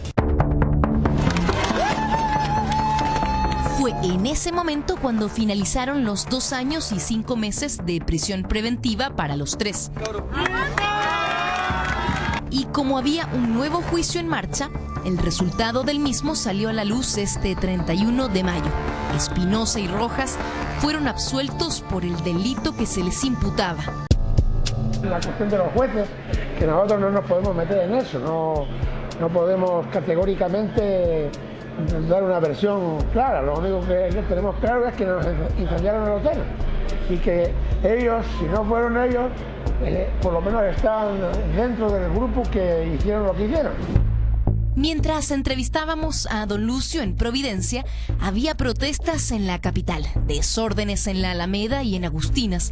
Incluso encapuchados fueron captados fabricando justamente objetos incendiarios. Por eso le preguntamos, ¿cómo ven los empresarios del sector este panorama? Se lo pregunto porque mientras nosotros estamos hablando acá, hay hartas protestas todavía en el centro, por ejemplo. Bueno, como desde el punto de vista de los negocios míos están funcionando bastante bien, pero naturalmente que hay que llevarlo con paciencia porque las cosas no se arreglan de un día para otro. Es más fácil destruir que construir. En la terraza misma parece que no pasa nada, pero después sales de ahí y está todo patas arriba y bueno. Lucio se mantiene trabajando en la emblemática terraza y en la Hacienda Gaucha en Providencia. Lo que menos tiene es ánimo de revancha, sino de compromiso y esperanza de recuperación.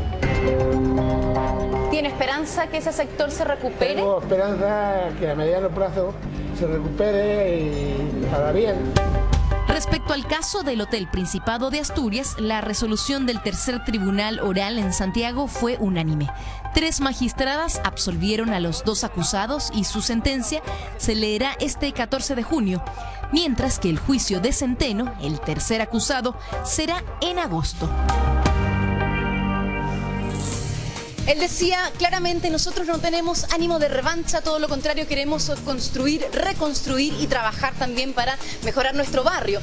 De hecho, él tiene funcionando el establecimiento famoso también, La Terraza, que fue donde justamente el presidente Boric se fue a comer ese sándwich. Entonces él decía, claro, en la terraza a veces pasa que de repente uno siente como si no pasara nada, pero sales y está todo patas arriba. Él es súper simpático, él es un español, yo no lo conocía, pero empezamos a hablar de Asturias, de la Virgen de la Covadonga, y ahí casi que nos hicimos amigos, y de verdad que el señor tiene un espíritu tremendo de reconstrucción y también de mucha calma en este minuto, porque es lo que decía, evidentemente nosotros no tenemos las pruebas para decir que esos 3 jóvenes fueron los que incendiaron el hotel, y como no hay estas pruebas, no tenemos una respuesta todavía. Lo que sí decía él es que estaban entre medio de los desórdenes, por eso es importante también que a este caso se le dé una respuesta. Yo le preguntaba, pero don Lucio, ¿qué es lo que va a hacer con el Hotel Principado de Asturias? ¿Lo va a reconstruir? Y él decía, bueno, es mucho más fácil destruir que construir, hay que tomarlo de a poco, vamos viendo, porque vamos a ir reparando una cosita por acá y otra por allá. Y tiene también funcionando el restaurante de la Hacienda Gaucha en Providencia, que se le ha ido bastante bien, y con la municipalidad han hecho también como buenos acuerdos para poder utilizar el espacio público y recuperarse también un poco de todo lo que fue el estallido social.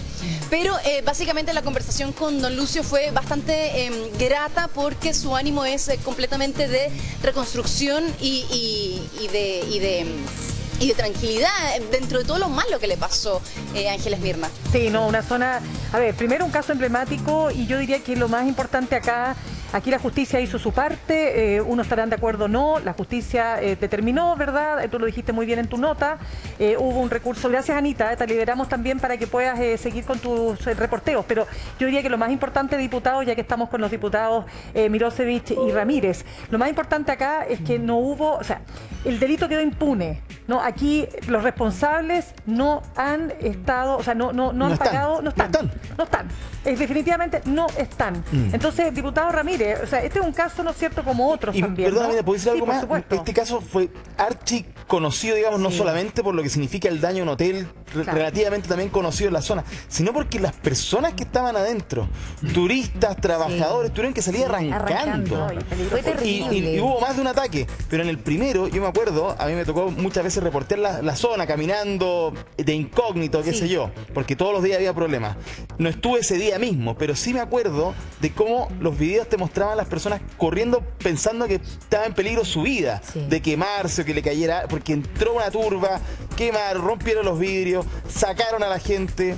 Así como sacan a la gente de los buses que los van a quemar, aquí fue pero a nivel masivo, digamos. Con pasajeros, horrible. Diputado Ramírez, y la pregunta también que le hago a continuación, aparte de la impunidad, es que aquí hay un caso, ¿no es cierto?, que también se ha tomado por parte de algunas, digamos, diputados y autoridades políticas, que tiene que ver con la prisión preventiva. O sea, ellos estuvieron 2 años y medio, ¿no es cierto?, en prisión preventiva, 2 años y medio, y fueron absueltos por la justicia. ¿Qué comentario le merece todo eso? Bueno, primero es muy triste volver a ver estas imágenes, en donde el esfuerzo de toda una vida, el trabajo arduo de gente de trabajo, no es gente que haya heredado nada, no es gente que haya recibido nada gratis en su vida, lo que tenían lo construyeron con mucho esfuerzo, se esfuma en minutos, Y todo esto con la vista cómplice de un grupo importante de políticos que no fue capaz de condenar la violencia y que la justificaba cuando esa violencia podía ser útil a sus aspiraciones y a sus objetivos políticos. Y eso al final fue generando en el país una sensación, un ambiente de que dependiendo de si mi demanda es justa o no es justa, entonces se puede o no utilizar la violencia como medio de expresión. Y eso hoy día lo vemos todos los días cuando se queman buses enfrente de Limba en Santiago, cuando, como ocurrió ayer, una turba ataca a 2 carabineros, con el tema de la violencia en distintos puntos del país. Nos pasamos más de 2 años justificando la violencia. Por eso a mí me da bastante rabia, lo voy a decir en esos términos, me enoja, me molesta, cuando el diputado Mirosevic dice que ellos podrían decir que este es un problema heredado y echarle la culpa al gobierno anterior. Este es un problema de haber estado permanentemente justificando la violencia por parte del sector que el diputado Mirosevic representa. Y ellos hoy día, con solo 3 meses de gobierno, quieren borrar por el codo todo lo que escribieron con la mano. Yo me alegro de que estén cambiando de opinión, de que hoy día el presidente diga que la violencia nunca es justificable, de que no se puede normalizar. Me asustaría si hubiese sido de otra manera. Pero aquí hace falta un reconocimiento de un sector político importante de que justificaron la violencia y eso ya no va más. El presidente Boric, el presidente Jackson, el ministro Jackson, la ministra Vallejo votaron en contra cada uno de los proyectos que buscaba ponerle fin a la violencia. Robo de madera. Tengo un listado aquí gigante que si lo leo voy a pasar mucho rato. Son 20 proyectos de ley. ¿Y por qué? Porque para ellos había motivaciones políticas cuando lo que había era motivaciones de tratar de resguardar el orden público. Hoy día ellos tienen que resguardarlo y nosotros los vamos a apoyar, a diferencia de lo que hicieron ellos. Pero me parece, Vlado, que es pasarse para la punta decir lo que dijiste hace un rato. Podríamos echarle la culpa al presidente Piñera. Fíjate que tú dices, el gobierno no ha hecho nada malo, o el presidente se ha equivocado. Las primeras señales de este gobierno fue retirar 300 querellas por ley de seguridad interior del Estado que estaban presentadas. Fue no perseverar en perseguir a una persona que había tirado una bomba molotov adentro de un carro policial y con eso se acabó la prisión preventiva. Fue no querellarse cuando le dispararon a una ministra del Estado. Entonces, todas las señales que este gobierno dio desde un principio son equivocadas en materia de orden público y nosotros, junto con denunciarlo, vamos a apoyar al gobierno ahora que está cambiando de opinión, a diferencia de lo que ustedes hicieron cuando nosotros fuimos gobierno. Diputado Mirosevic. A ver, Guillermo, dos cosas. Primero, lo que tú dices respecto de atribuirle al presidente una justificación de la violencia es tan falso que tú olvidas que fue el propio presidente Boric víctima de esa violencia cuando lo agarraron a patadas y le tiraron cerveza en la cabeza cuando él estaba en una plaza. No estaba protestando, estaba en una reunión, de hecho, en una plaza, y fue víctima de la violencia. Es decir que esos grupos o responden al presidente o el presidente los habría justificado es falso, porque él personalmente vivió en carne propia esa violencia. Por lo tanto, de hecho hay hasta un meme, no sé si lo han visto, pero hay un muy popular que dice, donde sale el presidente cuando era diputado, dice, condeno la violencia, venga donde venga. O sea, la cantidad de veces que se condenó la violencia fueron muchas. No es verdad que haya sido cómplice. Ahora, respecto de lo del gobierno anterior, yo no he querido entrar en esa materia, pero les digo, lo que yo he visto de inoperancia, de desidia, de desinterés respecto del norte y la situación de aumento de la criminalidad en el norte, fue brutal del gobierno anterior, y en la crisis migratoria fue muy parecido. Fue muy parecido. A mí me tocó interpelar al ministro del Interior del anterior gobierno.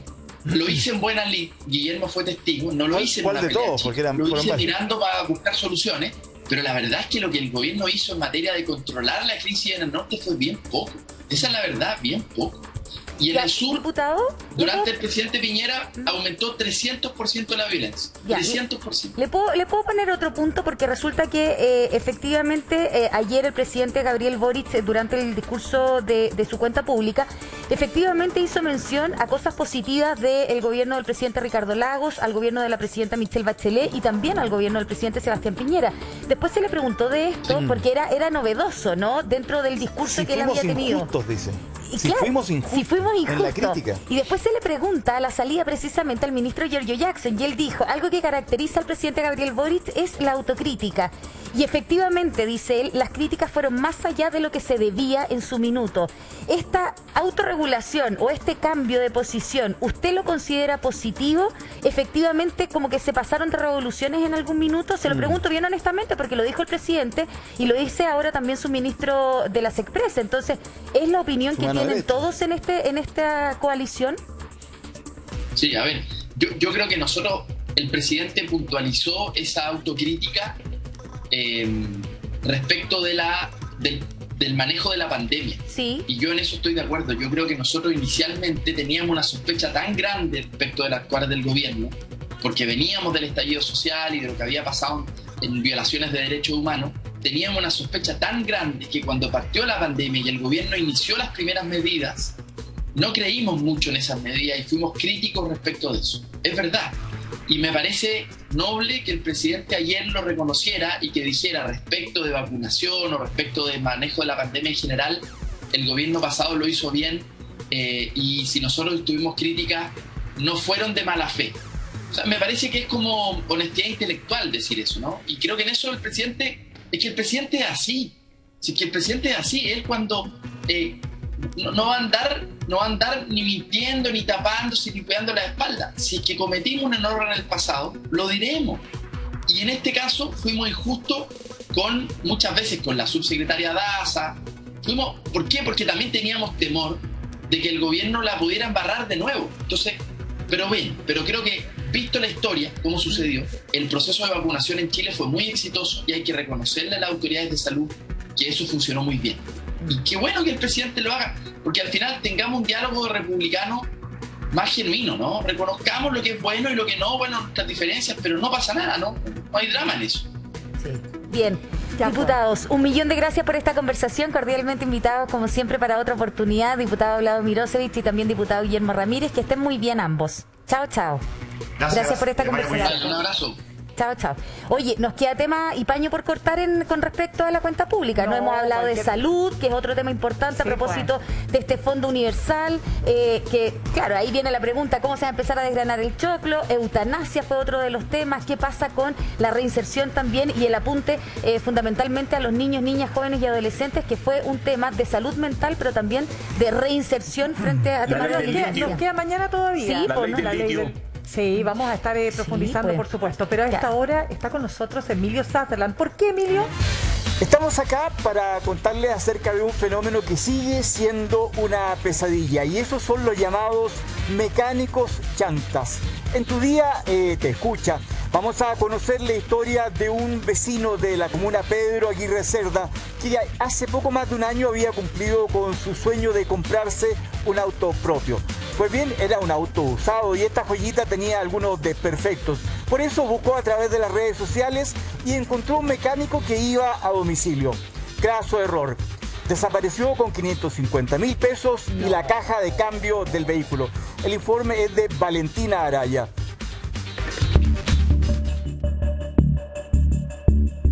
Patricio, cuéntanos primero que todo las condiciones en las que está el auto. Mira, el auto quedó inservible. No sirve para nada, ya no prende. La caja la dejó el motor todo abajo. Y no sirve ya el auto, o sea, esperando que me responda el hombre ahora para poder echar a andar de nuevo el vehículo.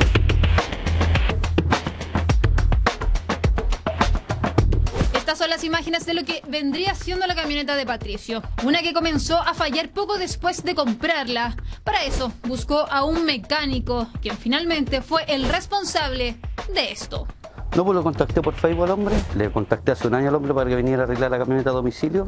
Él vino para acá, me dijo que me la podía arreglar, me compraba los repuestos, le deposité la plata, me vino a hacerme la pega, me dijo que en 3 días estaba lista la pega y de ahí que no apareció más. Se fue con la plata, con repuestos y me dejó el vehículo como ustedes lo ven, todo inservible, ya no se puede echar a andar esperando lo que me responda. Él vino, trabajó, si incluso yo le muestro el motor, dejó todo el motor abajo, lo dejó todo afirmado en puro... si ustedes ven, en puros pedazos de madera y me lo dejó así. El primer pago se lo hicimos porque él iba a comprar la caja de cambio. Me pidió 350 lucas y se las depositamos. Se puso en cuenta aparte con mi sobrina, se las depositamos y ahí dijo, no, si la voy a llevársela, le voy a sacarle la bomba hidráulica que también está mala, también se la voy a reparársela y en total salía 550 lucas. Y eso todo a depositar. Una mala jugada de la que ha pasado un año, pero pese a este tiempo no ha tenido respuesta de su dinero, pese a su insistencia. Una caja de cambio que ya no existe, al igual que otras partes de su camioneta. Aquí él desarmó todo. El motor está abajo. Si usted puede ver acá adentro, él desarmó todo. La dirección, todo desarmó y todo lo dejó hasta llegar y de sacar el motor. Pero él ya nunca más vino y ahora esperándolo.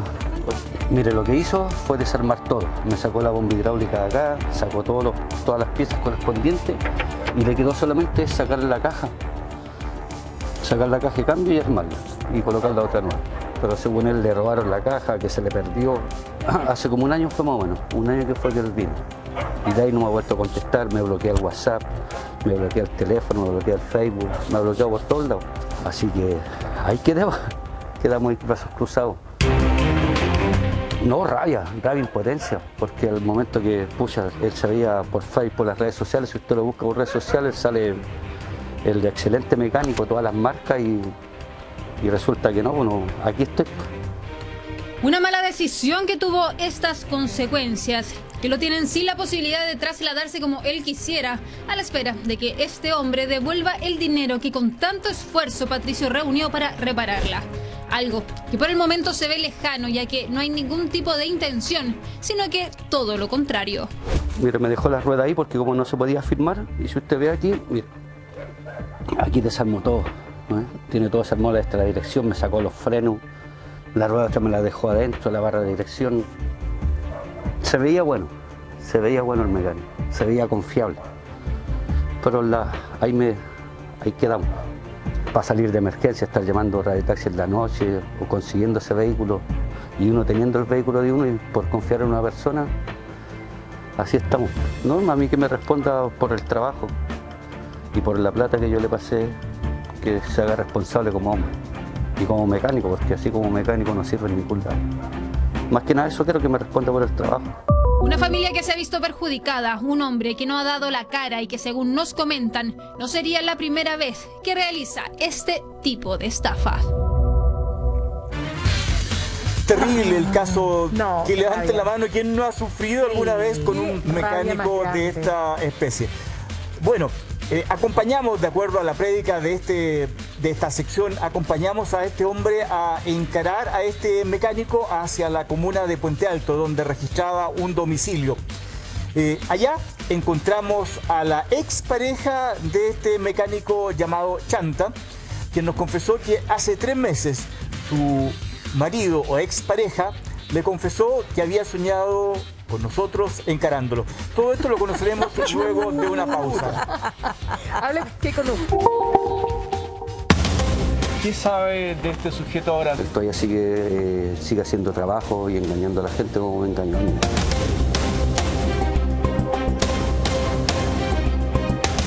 Volvimos a la casa de Omar Zapata. A la distancia observamos que hay luces prendidas.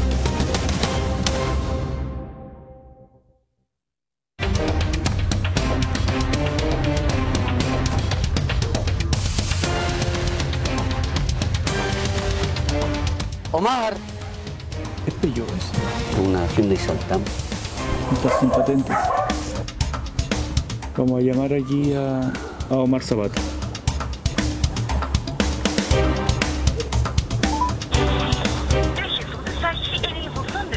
Buzón de voz. ¿A usted le pasaba lo mismo? Lo mismo, después da el teléfono, después lo corta.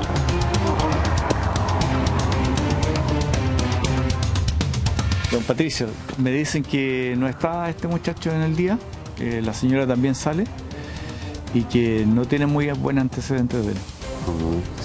No se veía venir ya que no estuvieran todo el día ya por algo. Si usted no contesta el teléfono, lo tiene apagado.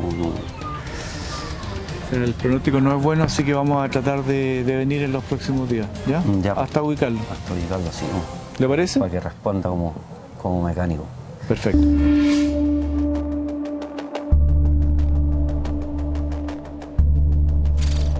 Este mismo día, en la noche, volvimos a la casa de Omar Zapata. A la distancia observamos que hay luces prendidas. Vamos a ver si lo podemos encontrar y entrevistar para que explique por qué está engañando a la gente, haciendo reparaciones que nunca realiza y además se queda con el dinero. Buenas. Hola. Soy Emilio Sutherland del Canal 13. ¿Estará Don Omar? Uy, no, que él ya no vive acá. No me diga. Está viviendo en Puente y acá viene a trabajar. ¿Me puede dar el teléfono así como para llamarlo más ratito? No se preocupe, yo se lo doy porque... Ya. Ay, que han venido tantas personas que... ¿En serio? No me impresiona que vengan ustedes. ¿Y esto es la señora, ex señora? No, pues lo liamos y todo, llevábamos harto tiempo juntos, pero ya después de todo esto empezó a fallar, pues entonces... Entonces... ¿Y qué le pasa a él? ¿Por qué no entrega los vehículos? Esto partió porque él salió de la cárcel. ¿Ya? Y tenía que pagar demasiada deuda. Entonces recibió una pega, la mitad la ocupaba para un trabajo y la mitad la ocupaba para pagar todo lo otro que debía. Ya. Y así fue como lo empezaron a apurar y ya después la plata la pagaba el tiro. Oye, ¿y por qué estuvo preso? Por, creo que un arma hechiza que andaba en un auto. Ya.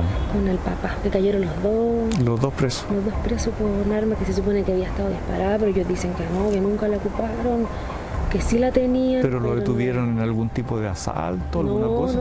No. No era en eso. Era porque la escopeta hechiza estaba disparada. ¿Y él, Omar, tú crees que querrá dar la cara o no?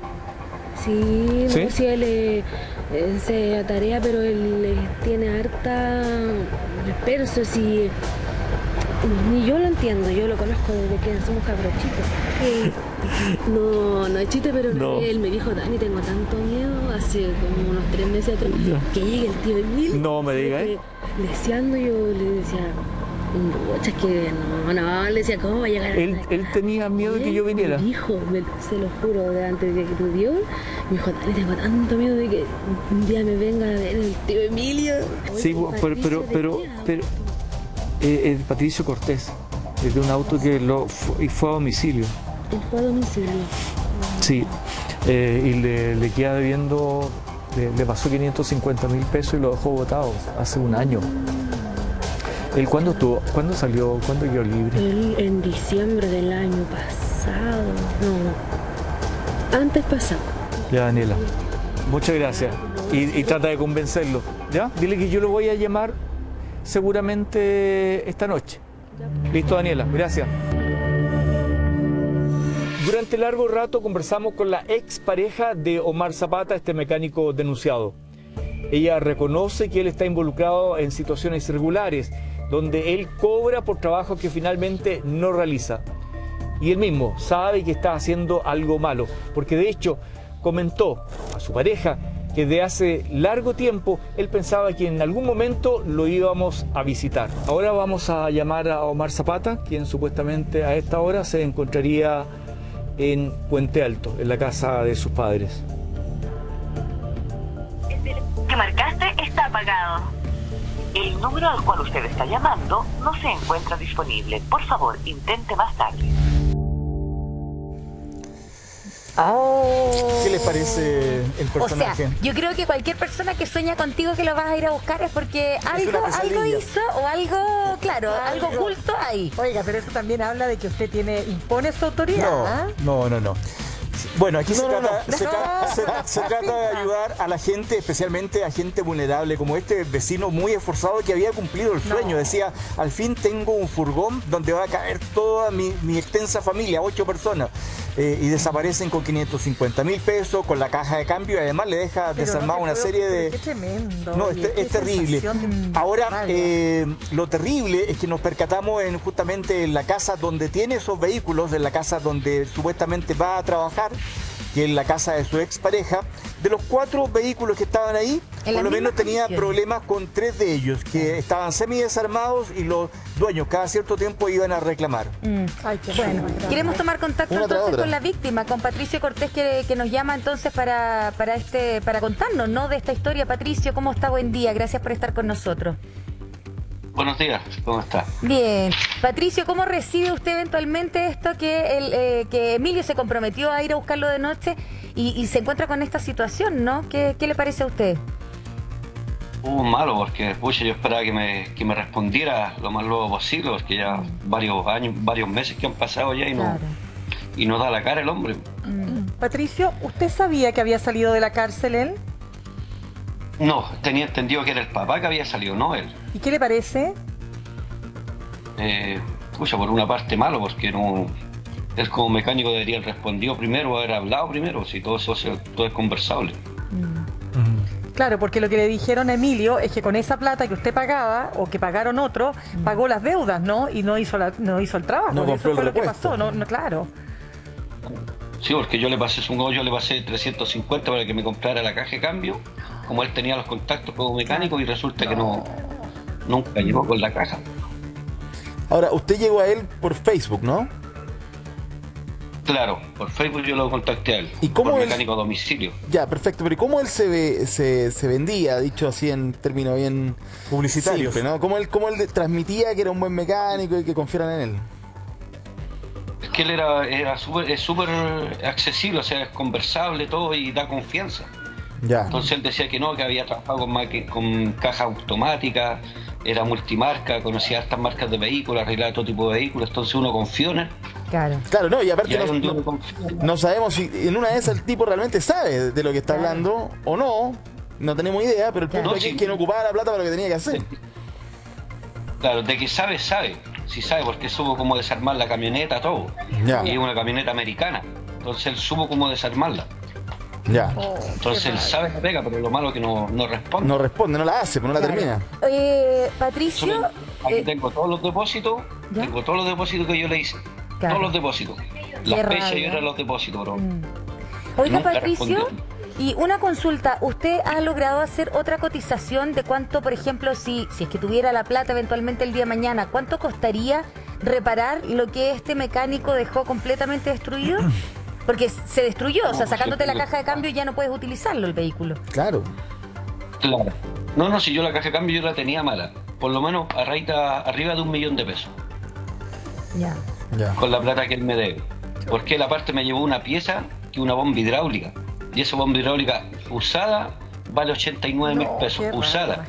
Nueva vale, y nueva vale 180. No, qué rabia, que da una rabia, una impotencia. Sí, sobre todo porque hay gente modesta, de mucho esfuerzo, como Patricio, y que este tipo abuse de su buena fe. Eso es lamentable. Además que por todo lo que tenemos entendido, por lo que se ha publicado también en las redes sociales, Patricio no es la única víctima, solo es, de acuerdo a lo que conocemos, un botón de muestro. Patricio, yo le quiero agradecer su testimonio y vamos a estar pendientes de su caso, ¿ya? Hemos dejado pregunta pendiente con la alcaldesa, ¿qué le gustó, qué no le gustó y eventualmente qué le faltó a esta cuenta pública? A ver, Mirna, la primera cuenta pública es muy difícil porque recién llevan menos de 3 meses gobernando, ¿no? Entonces, ¿de qué das cuenta? Has tenido muy poco tiempo en el poder como para poder haber hecho algo que pueda ir en la cuenta. Entonces, yo sentía que esta cuenta era bien importante en el sentido de que hay mucha desconfianza de los chilenos hacia las autoridades. Y por lo tanto yo sentía que lo que más tenía que hacer el presidente era anclar confianza. ¿Ya? Y probablemente dirigirse a un grupo pequeño de cosas prioritarias y decir muy bien cómo las iba a hacer. ¿Y ancló esa confianza? Y yo en ese sentido siento que él en realidad apeló más bien a obtener cariño más que credibilidad y confianza. Y yo creo que eso es un error, porque el cariño es algo bien variable y lo que se necesita en Chile hoy día es básicamente que la gente le crea a las autoridades. Y en ese sentido, como se anunciaron tantas cosas, pero sin decir cómo, ni cuándo, ni qué contenía, etcétera, yo no siento que haya anclado ninguna confianza. ¿Alcaldesa? Y los cariños sí pueden subir un poco, ¿sí? Sí, efectivamente, claro. Entonces yo creo que la forma en que lo abordó no fue la correcta. Ya. Hay muchos analistas políticos que dicen, o expertos políticos que hablan precisamente de este cariño, ¿no? Que puede subir la brújula eventualmente en los términos que hoy día iba bajando precisamente el presidente, que es esta adhesión hacia él y hacia su mandato.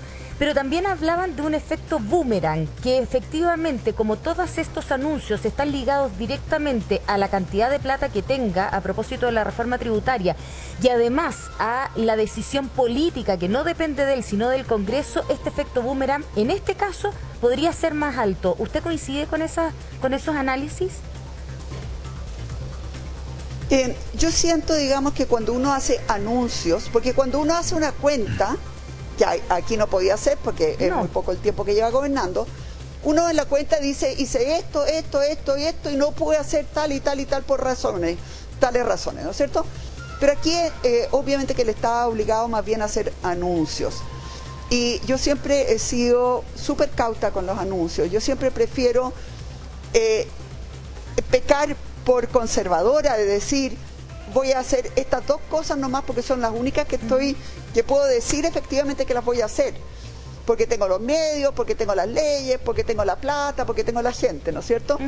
Cuando uno promete mucho, uno se expone efectivamente a que después nadie te crea nada, si es que no cumpliste con las cosas que prometiste. Entonces, eso a mí siempre me parece súper peligroso. Sí, alcaldesa. ¿Era prudente o no, alcaldesa, por ejemplo, hablar del financiamiento de estas medidas? Porque también habían dicho que no se habló de cómo se iban a financiar estas propuestas, pero no sé si era prudente o no en una cuenta pública.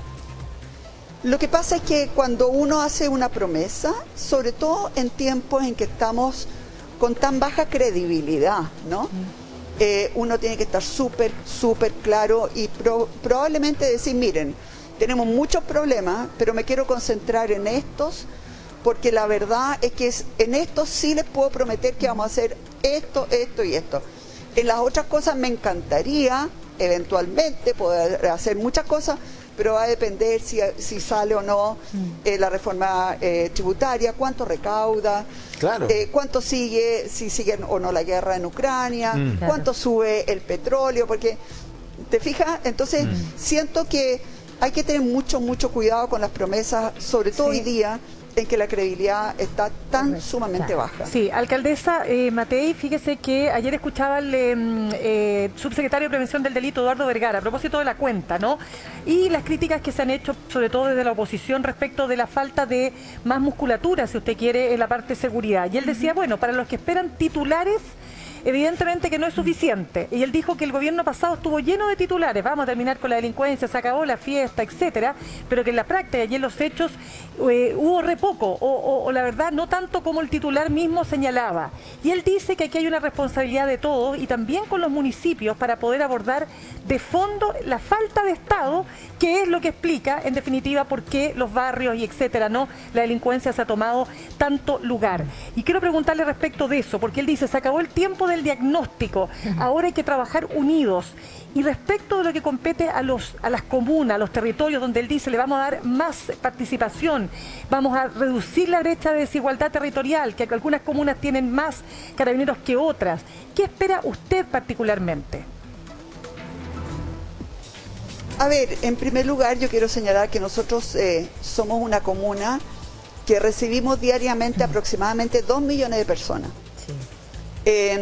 Y que tenemos, por lo tanto, cuando hay tanta gente y tanta aglomeración, obviamente que tenemos muchos problemas, ¿no es cierto? Tenemos altos índices acá de robo, robo de autos, de asaltos, etcétera. Y desgraciadamente tenemos menos carabineros que los que hemos tenido antes. Y Providencia nunca ha tenido muchos carabineros. Por ejemplo, Ñuñoa tiene 2 comisarías, nosotros una. Santiago tiene 4 comisarías, nosotros una. Y con lo poco que tenemos, nosotros tratamos de trabajar lo más posible, pero la verdad es que, por ejemplo, en este momento nos cuesta hacer muchas acciones por la falta de carabineros. O sea, esto de que se va a aumentar carabineros, nosotros lo hemos visto al revés. Y eso nos golpea mucho porque Providencia, claro, nosotros tenemos nuestros propios patrulleros, pero tengamos claro que los patrulleros tienen bien pocas, de hecho casi no se les menciona en la ley, no tienen facultades y yo tampoco quiero que las tengan. A mí no me parece tener policías comunales, creo que es un peligro brutal eso. Lo que sí nosotros hacemos es colaborar y ayudar a Carabineros, a la PDI, a la Fiscalía, en que las cosas se hagan bien. Pero realmente la falta de carabineros que tenemos es brutal. Y porque además los atacaron tanto. ¿Alcaldesa? ¿Sí? Perdone que la interrumpa, pero le quería hacer una pregunta a propósito cómo está. La saluda Francesco. Es que usted nos dijo en una entrevista con nosotros hace algunos días, también criticaba mucho una suerte de doble estándar que tienen algunas autoridades actuales, ¿no? De que cuando eran parlamentarios, sobre todo por Twitter, decían una cosa. Giorgio Jackson, usted nos mostró un tuit en el cual criticaban la operación que ustedes tuvieron en terreno para erradicar el comercio ambulante en su minuto. Yo siento de alguna forma que también el presidente en eso al menos escuchó esas críticas y le quería preguntar a usted qué opina, porque en un minuto del discurso, al margen de los anuncios, dice que muchos de ellos, en general políticos o del sector, digamos, se dieron a las redes sociales o a la arrogancia de querer reinventarlo todo, dice el presidente en su discurso.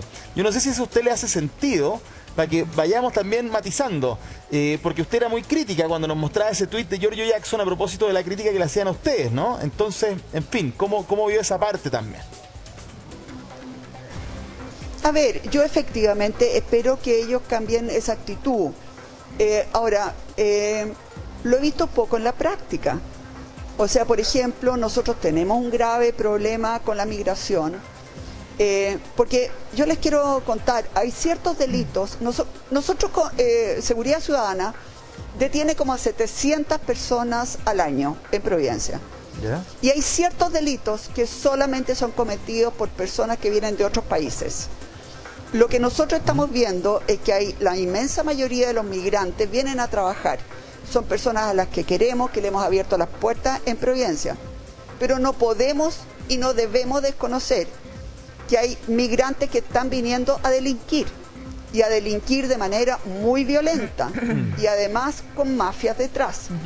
Y por ejemplo, en esa materia yo no veo no hay anuncios, no importa que no haya anuncios, lleva muy poco tiempo, pero tampoco veo la actitud de querer frenar esa inmigración peligrosa para Chile.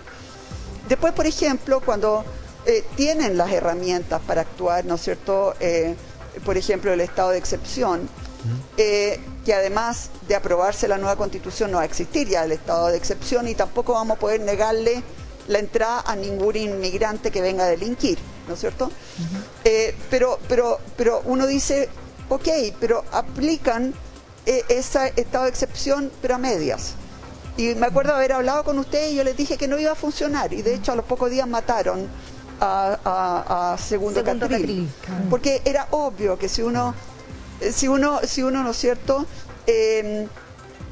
interviene solamente en las carreteras, era obvio que iba a haber terrorismo al interior del territorio. La otra cosa es que han bajado los delitos según la autoridad militar, alcaldesa. Violencia rural. ¿Ya hasta cuándo? O sea, ¿por qué no son capaces de decir que hay terrorismo? Si cuando todos los chilenos ya ven que hay terrorismo ahí. Sí. ¿Por qué no son capaces de decirlo? Entonces, yo siento que en algunas cosas han evolucionado, en otras todavía no. Bien. Espero que sigan evolucionando, porque eso es lo que necesita Chile. Bien. Alcaldesa, un millón de gracias por esta conversación. La invitación entonces para la pista de patinaje, por cierto, a partir de este sábado, entonces, para todos quieran usarla ahí en el Parque Bustamante. Gracias, alcaldesa. Gracias, Ana María.